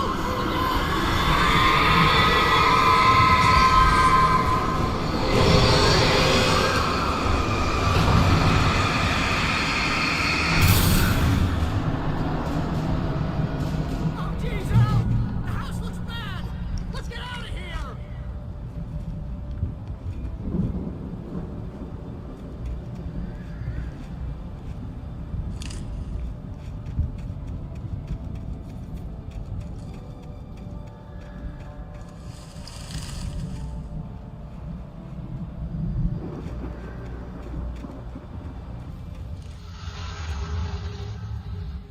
Originally, the hedge maze actually was a circular shape. It looked great from the aerial shots, and everything was pretty good as long as you actually didn't go in there. But playing a maze with all the corridors in various curves just didn't really work, and we then went with this more traditional setup.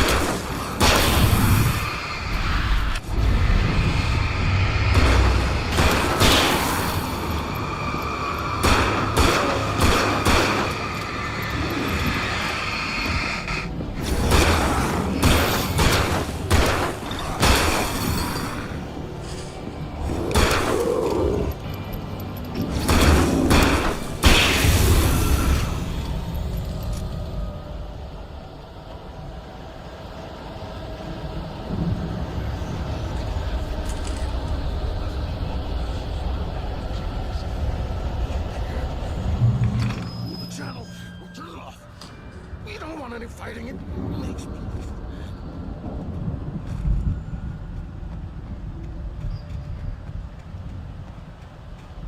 You get 2 barrels in the morning, and then you'll be nice and clean.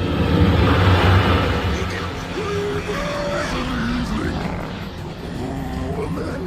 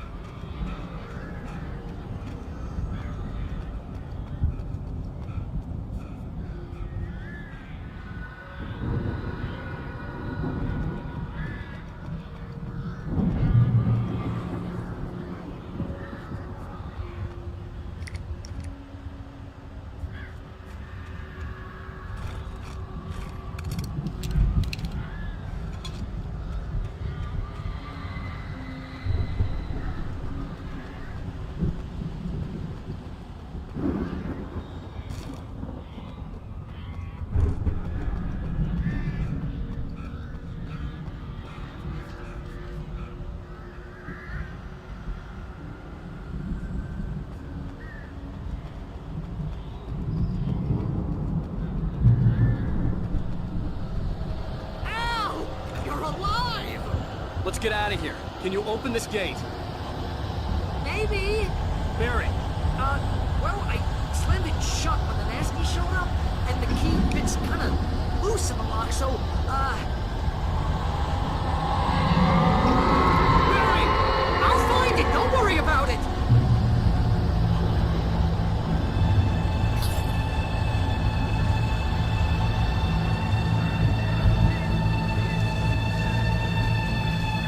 Hurry up, Barry! I'm on it! I'm on it!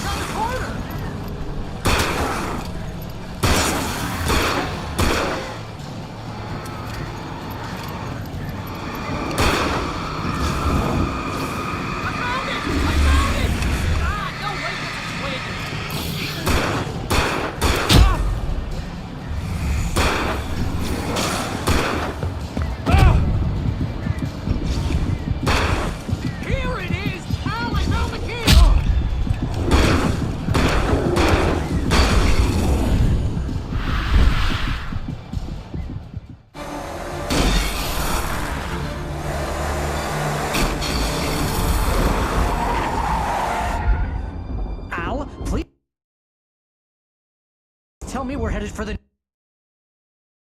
nearest.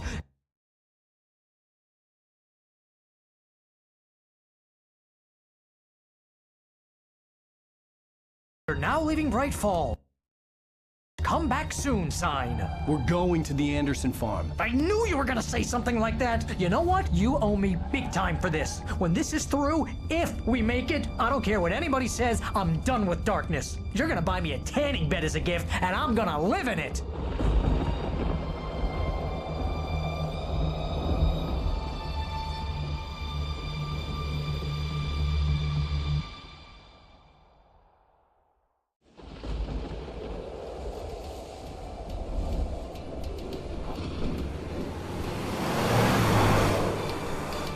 I'm crazy, but that's fine, Barry. Oh, you got that right, Al. You're barking mad. You are by far the craziest. But maybe that's inevitable when you deal with crazy stuff like this. It helps. This is happening, Barry. Alice, they never had Alice. She's trapped in the darkness at the bottom of the lake, but she's not dead. Al, how can you know that? I know, Barry. I can... Al, No, listen. I can bring her back. I can find her. There's something special about this place. The lake, it does something to the works of art created here. It makes them come true. But there's a catch. The dark presence, whatever that thing is, twists it to its own ends. That's why all of this is happening. It's using my manuscript to take over everything. Al, I believe you. It happened to Thomas Zane before, it happened to the Andersons. I believe you. Crazy or not, you're not delusional. Weird shit's going down. That's a fact. I'm on board, man. I'm with you. The Andersons knew about it, but they were too far gone to tell me with all the drugs they were on. But they wrote it down. There's a message somewhere at their farm, Barry. We just need to find it. Look out!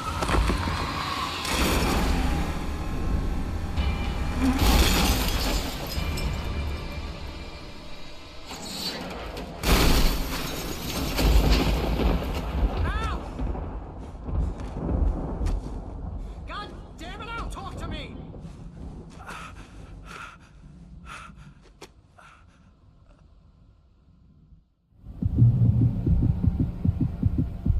I had lost my gun in the crash. Barry was nowhere to be seen. Barry! Barry! Oh, man, you're okay! Here we have, once again, a twist to the gameplay. We actually take away the light, the main tool of the player. The point of this scene is to demonstrate how utterly helpless Wake is without his light against the forces of darkness. There really isn't any other option here but to run or die. Ah! Al! There's something moving down here! Barry, it's a taken! Use a flare, Barry! Oh, yeah! Barry, are you alright? I'm good, Al! I'm great! Guess you never mess with anyone from New York. This area is the Anderson farm. In the game we have these two goofy guys called the Anderson brothers. They used to live here, but with time they have gone a bit funny in the head, and now they spend most of their time at Hartman's clinic, although they do wander off all the time. Yeah, they were in a band called the Old Gods of Asgard, and they actually pretended to be Nordic gods. And that whole rock and roll lifestyle thing was just a little bit too much for them. And it probably didn't help that they actually made their moonshine with water from the Cauldron Lake. These guys are nuts. Yeah, but this is a really cool location. It used to be an ordinary farm, but as these guys led their rock and roll lifestyle, they made it into their own image, and they built this stage in the middle of the cornfield and even decorated the farmhouse with Viking imagery. They had some serious parties here. This whole Viking thing was like a lifestyle for them, and in the end they started to believe in their own characters. Unfortunately, it went a bit too far, and they woke up the Dark Presence with their music. Yeah, this all took place not long after Zane had managed to put the Dark Prince down in the first place, and the Dark Prince really messed with their heads. That's another reason why they're so crazy. And eventually they managed to put it back down, but unfortunately they didn't really do a very good job of it. And I guess that's good, because if they had, then we wouldn't be having a story here at all. That's true. These guys really aren't that good with details. They sort of let the Dark Presence hanging in limbo, kind of like waiting for somebody to come along and put it back into business. Cue Alan Wake. Oh yeah.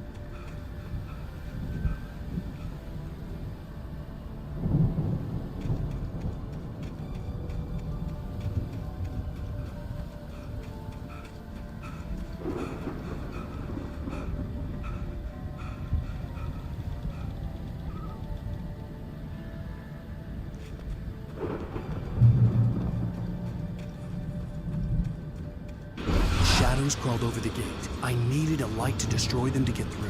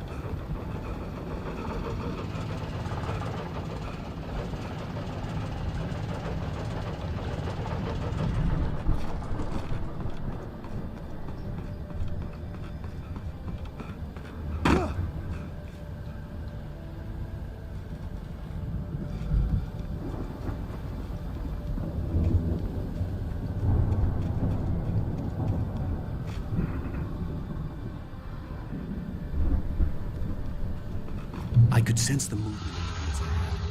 And here the player gets the light back to basics.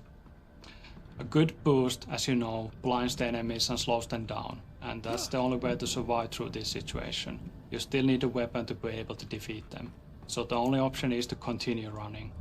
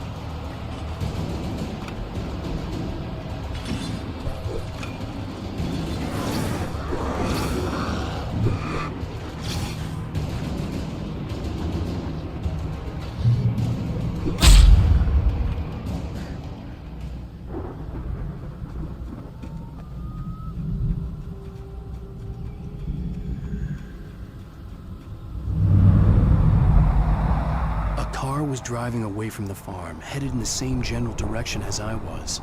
For all I knew, it was Barry, caught in the consequences of leaping before looking.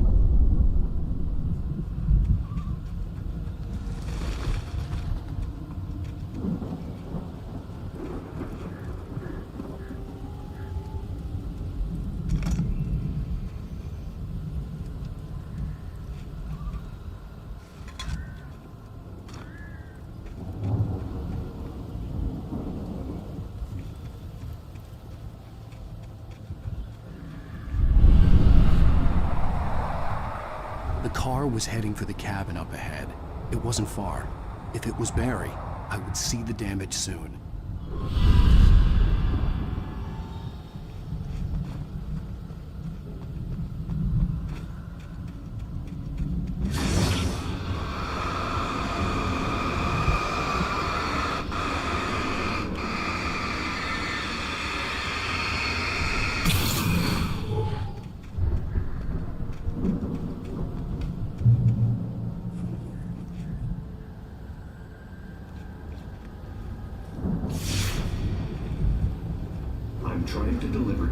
stage to the right time and place. I'm trying to show you how the story goes. I had seen glimpses of the light before. I had seen it in my dream. It was a strange spaceman or a diver in a bulky suit. He was the one who'd been placing the pages on my path.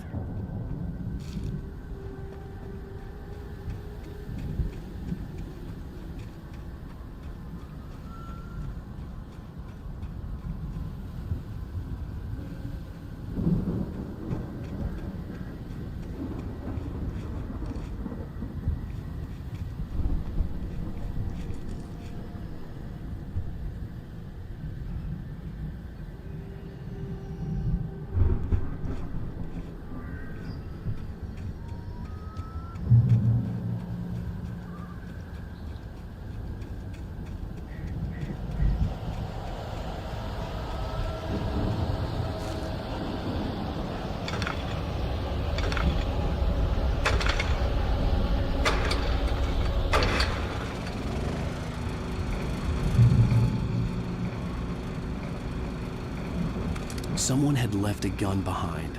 Now I had a fighting chance of reaching the farm.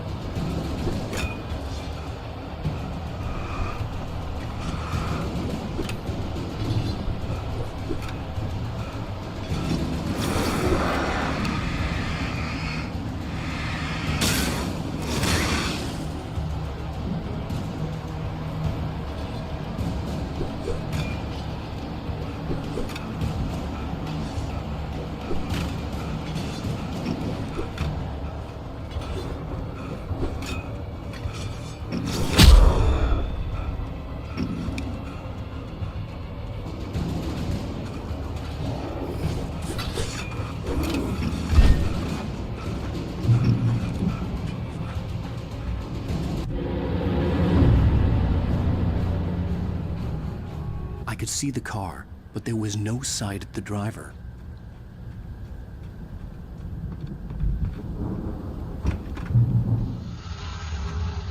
The journey from the crashed car, the second one we have in the game, up to this hunting cabin has been fun to develop.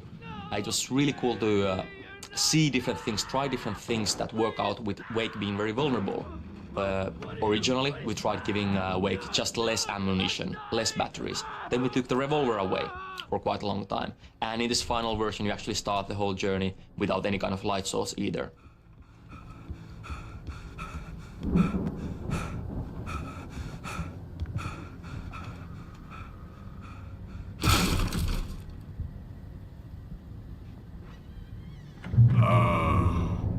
I know you. You were in jail the other day. I went to the farm again for the moonshine, you know? It makes you see. They're not gonna miss it. They're in the loony bin. But my buddy, Danny, I lost him. Something's gone wrong with him. It's not him. Like a real bad follow-up to a real good movie. The best friend's suddenly the bad guy. Who wrote this crap anyway?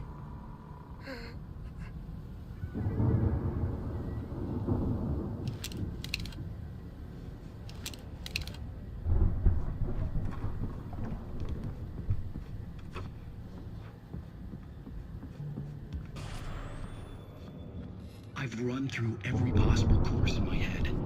If I continue like the Dark Presence wants me to, the story I'm writing won't save Alice. It's a horror story, and it's going to kill her, and me, and everybody in this town. No one will survive. Darkness will consume everything. This is what it's wanted all along. It will be free, unstoppable. It used Alice to get to me, dangled her in front of me to keep me going. It was never going to release her. I'm going to change this. I'll escape. I've written myself into the story. I'm now the protagonist. This feels like a terrible risk, but it's the only way to save Alice.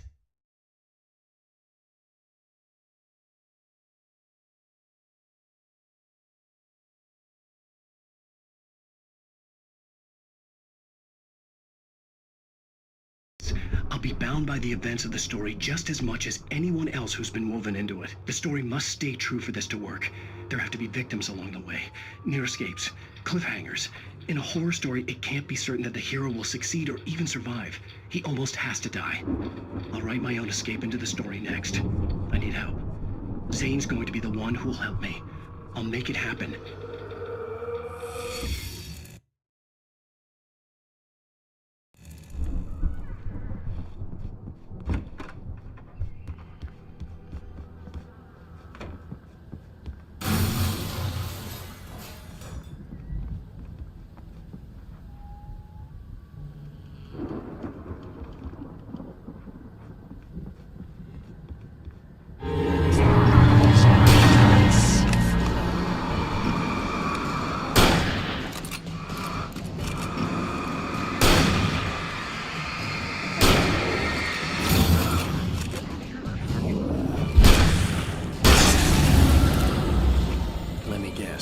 Danny, huh?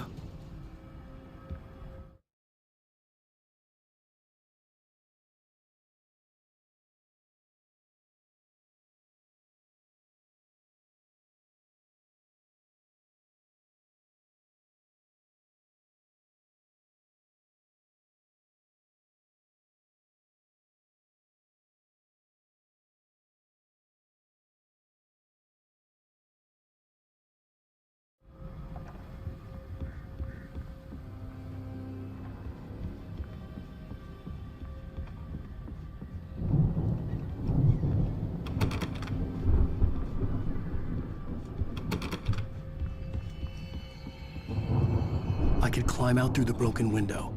The farm was still a good distance away. I'd need a car to get there fast.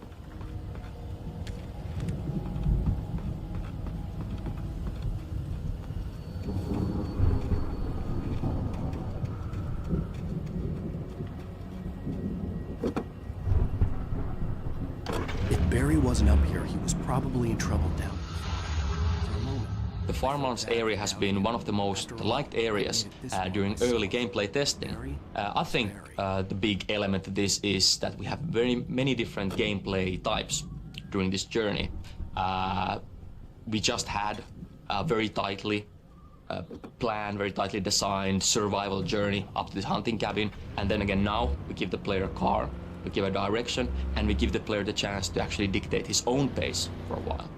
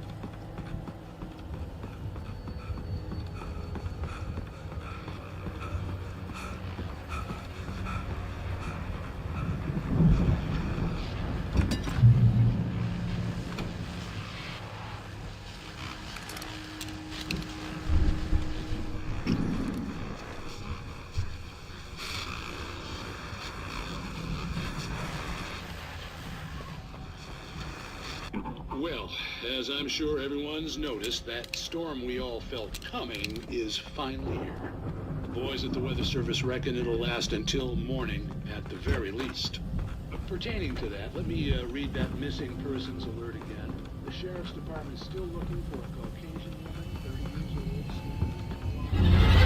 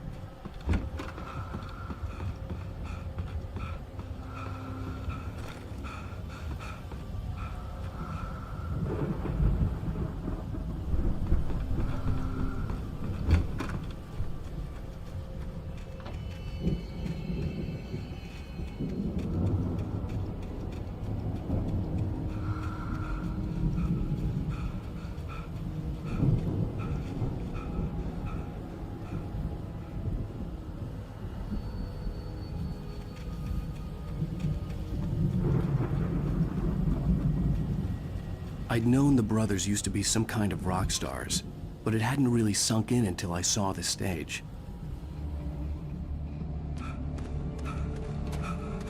Al! Run! Incoming! There's too many of them!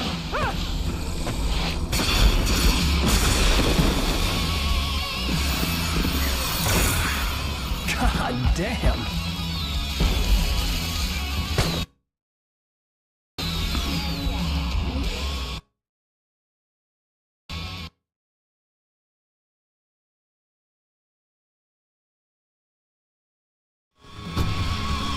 I'm so glad you decided to go it alone, Mr. Bronson. Shut up and shoot! Al! We have to fight them all! I can set off more of the fireworks from here and help you out! Hey, Al! Did you notice there's a lot of ammo and stuff around? This place is stocked! Al, hold on! I'll try to get the stage lights on!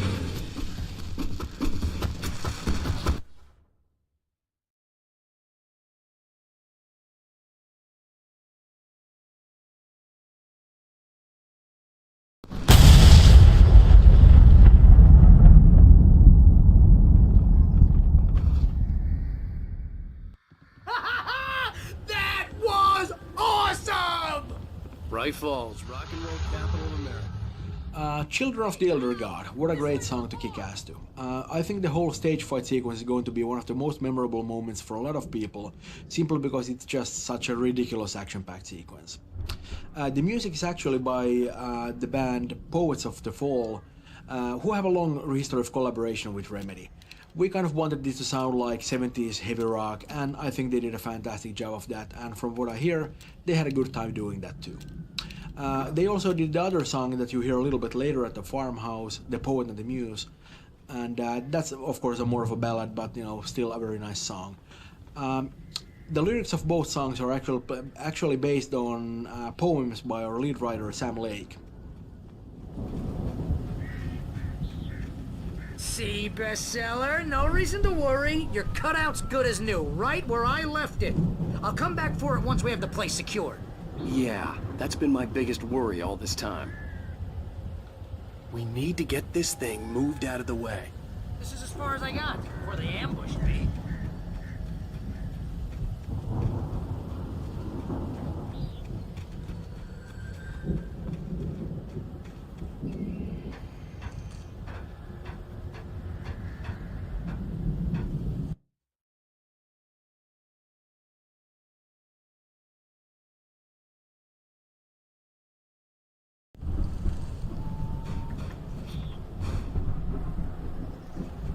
Hey, I think Alan Wake here has something to say. What's that, Al?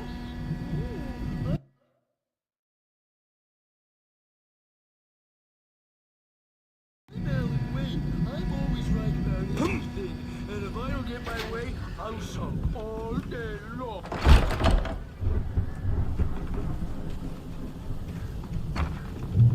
Wow! You look at that thing, Al? They really went all out with this Viking crap, didn't they? Look at all this stuff. They must have done okay for themselves, so how come I never heard of these guys before? And this from the guy who learned about Ozzy Osbourne through reality TV?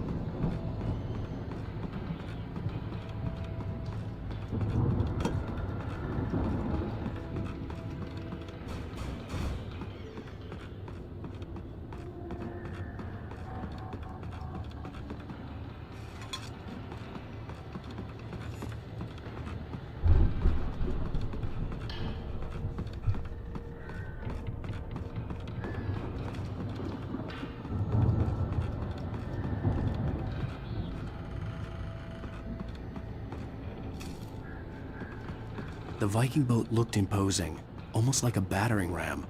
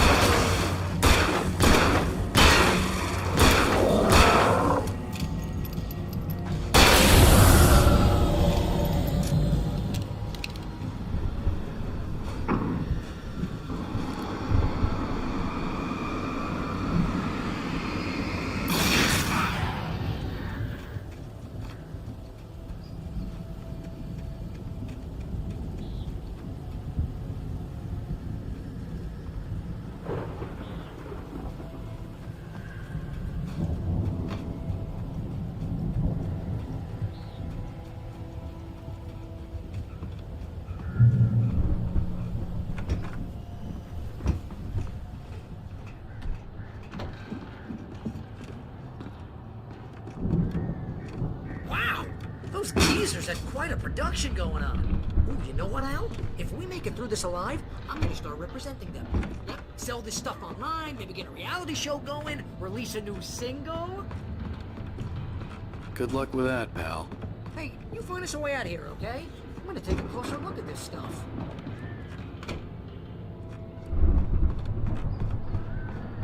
Be careful, Al!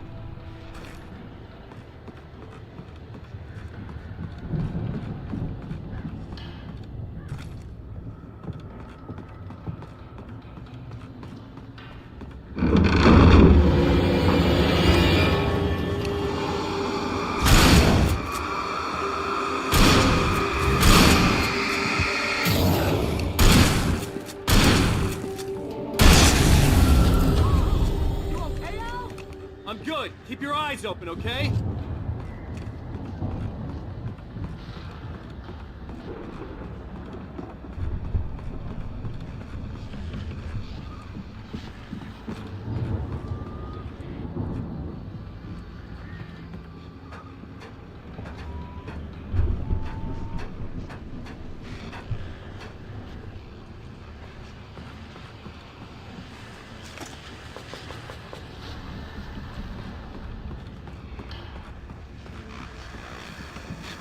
As you regular listeners know, I tend to work through the night, but I'm not the only one.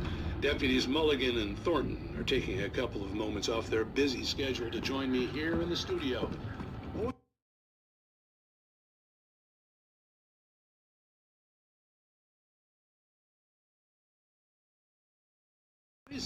How busy are you now? Deerfest is almost here, isn't it? I bet that keeps you in business. Pretty busy, yeah. Actually, Pat, we've been real busy with other stuff, which concerns an ongoing investigation. I'm not gonna say anything. I'm just saying we got, other eyes. And how would you compare your local life? Things have seemed relatively peaceful to me, but the tale's been a little wild this time. Oh, it's wild, man. It's pretty wild. There's been all sorts of trouble this year. Vandalism, fighting, trouble disturbances. A lot of people are missing. I could see the building that had to be the Andersons' home on the other side of the field. It wasn't far now. I wasn't worried about trusting the ramblings of two burned-out geriatric wrecks. They had the goods.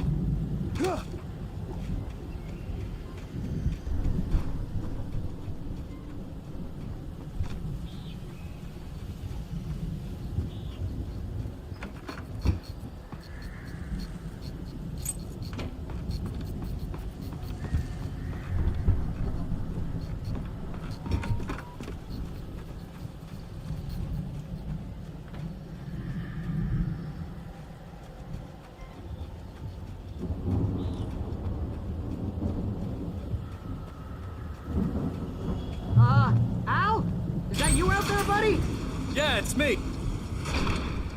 Hey, let's go, man.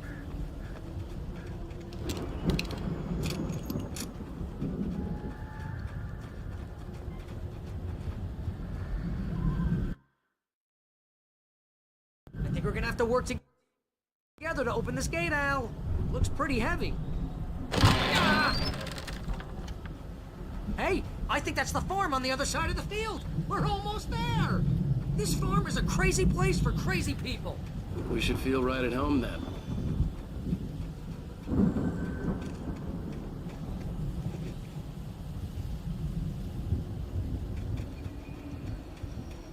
Come on, one more gate. Let's do this thing.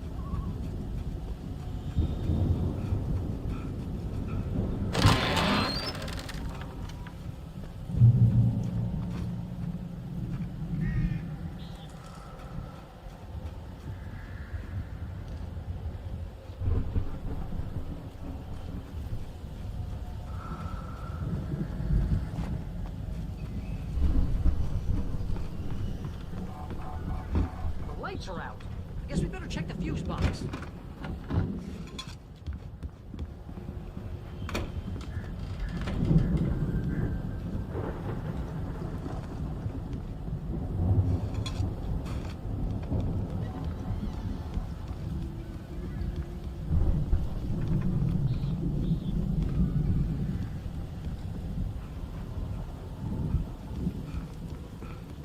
The power downstairs was out, but I was sure I could fix that at the fuse box.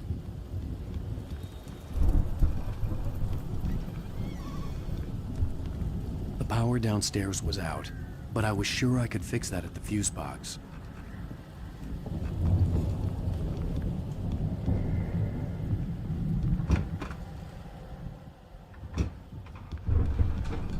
You know, this place looks kind of lived in.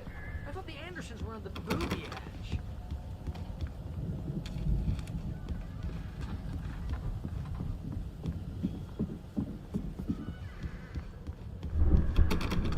Come on, Al, let's get the lights on, huh?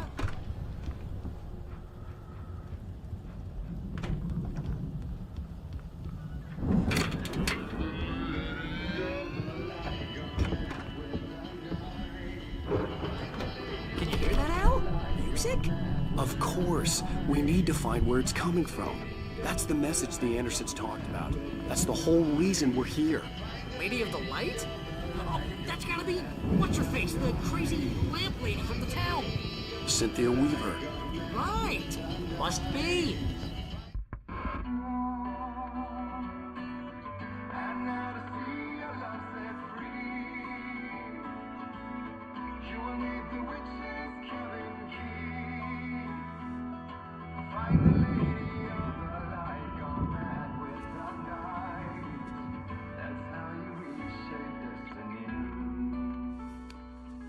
Okay. We need to find Cynthia Weaver. We'll stay here for the night and head back to town as soon as it gets light. Hey, Al. Lots of hours before dawn. Might as well get some rest. And by rest, I mean drunk. Come on, Barry, this is... Yeah, what the hell?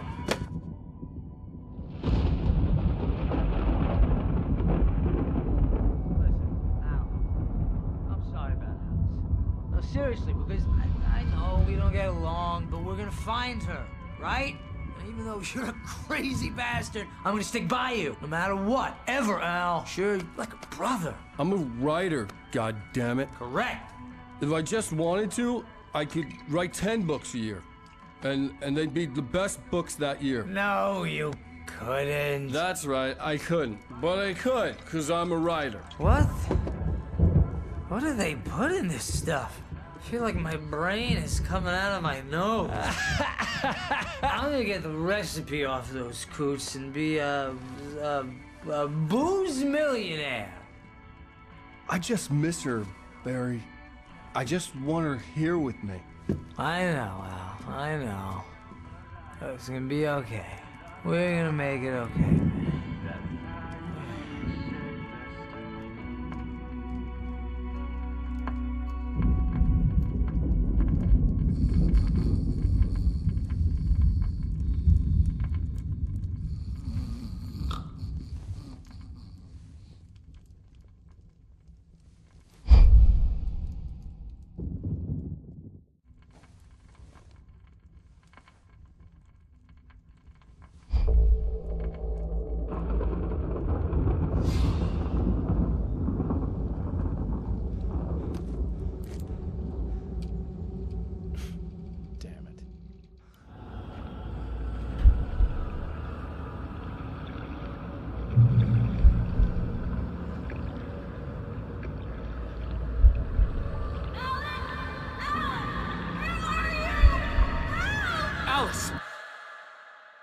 I'm coming!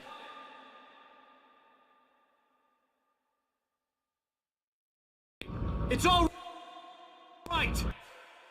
I'm coming! It was a crazy, drunken dream, and yet it was more than that. It was the truth, a suppressed memory unearthed by the Andersons' moonshine.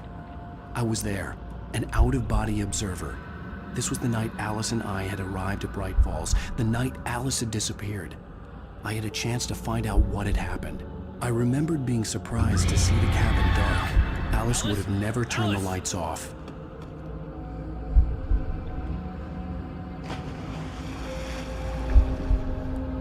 I remembered thinking I caught a glimpse of her form underwater, sinking into the darkness. Diving after her was the last vague memory I had of that night. After that, the next thing I could remember was waking up behind the wheel of the crashed car and finding the first pages of the manuscript.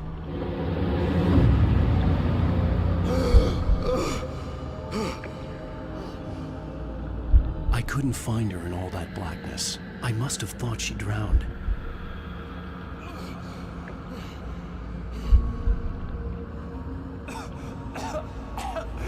Alice! Jagger had Alice, and so she had me. Alice!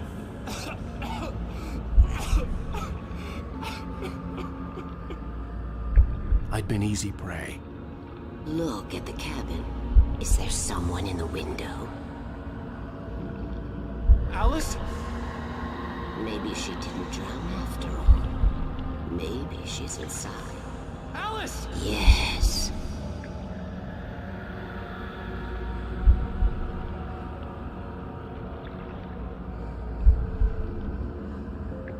The dark presence had touched me. She had dug her nails into my brain and used me, made me her puppet.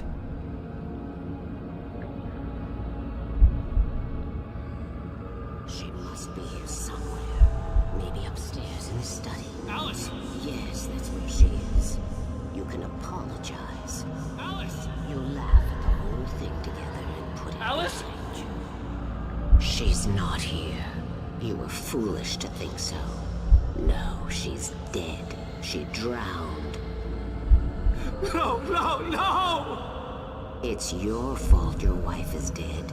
You are guilty. All she wanted was to help you right. You killed her. Ah! Oh, hush. There's still hope. Cauldron Lake is a special place. Here, you have the power to change things. She wanted you to write.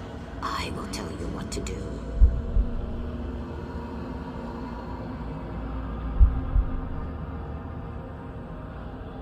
You can write her back. The story will come true, and all will be well again. She had Alice, and the manuscript was the ransom for her.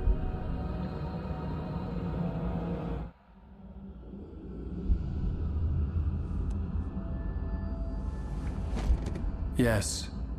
All right. I'll fix it. I'll bring her back.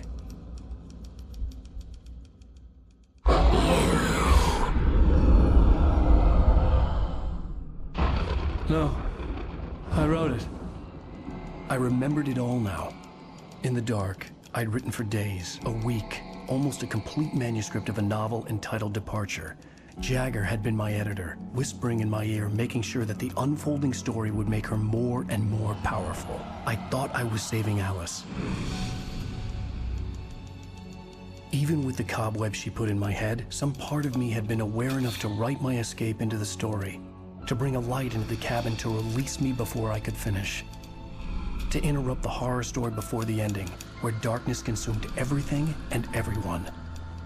Zane was weak and far away, but I had written him into the story, and his light had been enough to set me free. It isn't here now. I'm here because it was written. I brought the light to set you free. You must hurry. It will know I'm here. It will be back soon. It stole the skin of my barber a long time ago. She looks so old.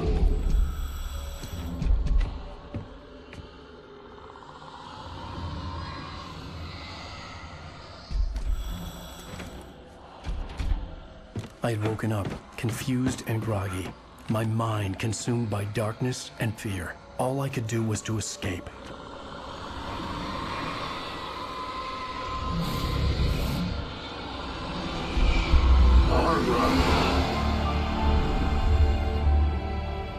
The week spent in the cabin had taken its toll.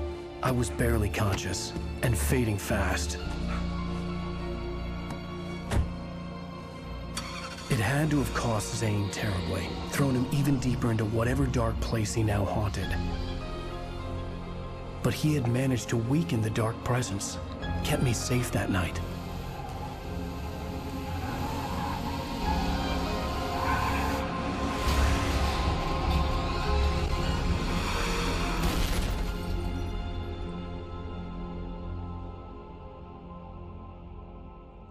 I wrote it.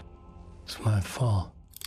That's right, James Joyce. It's your fault, and you're gonna pay for it.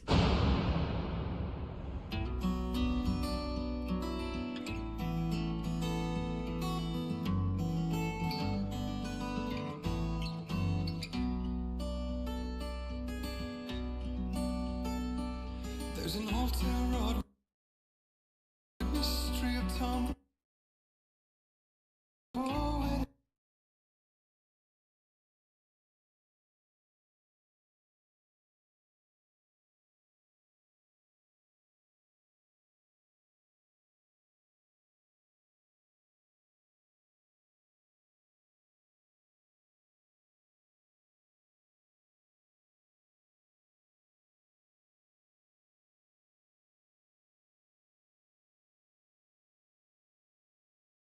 Previously on Alan Wake, under the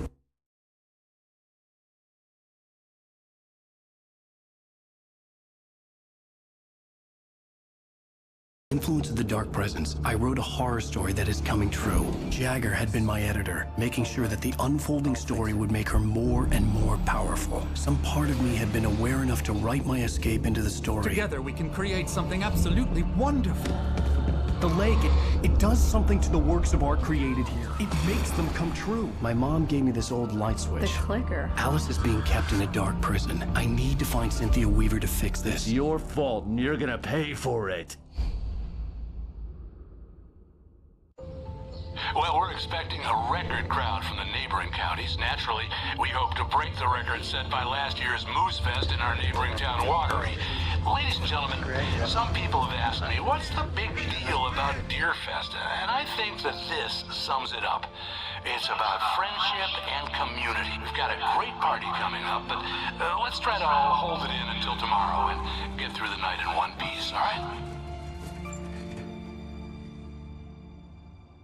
I have it. Someone will come for it when the time is right. Thomas said so. He wrote it. The key is insurance. It's my job to keep it safe. Safe in the light. Always in the light.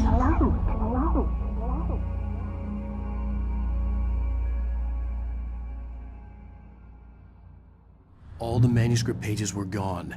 The FBI agent had taken them. I think my tongue just took a crap in my mouth.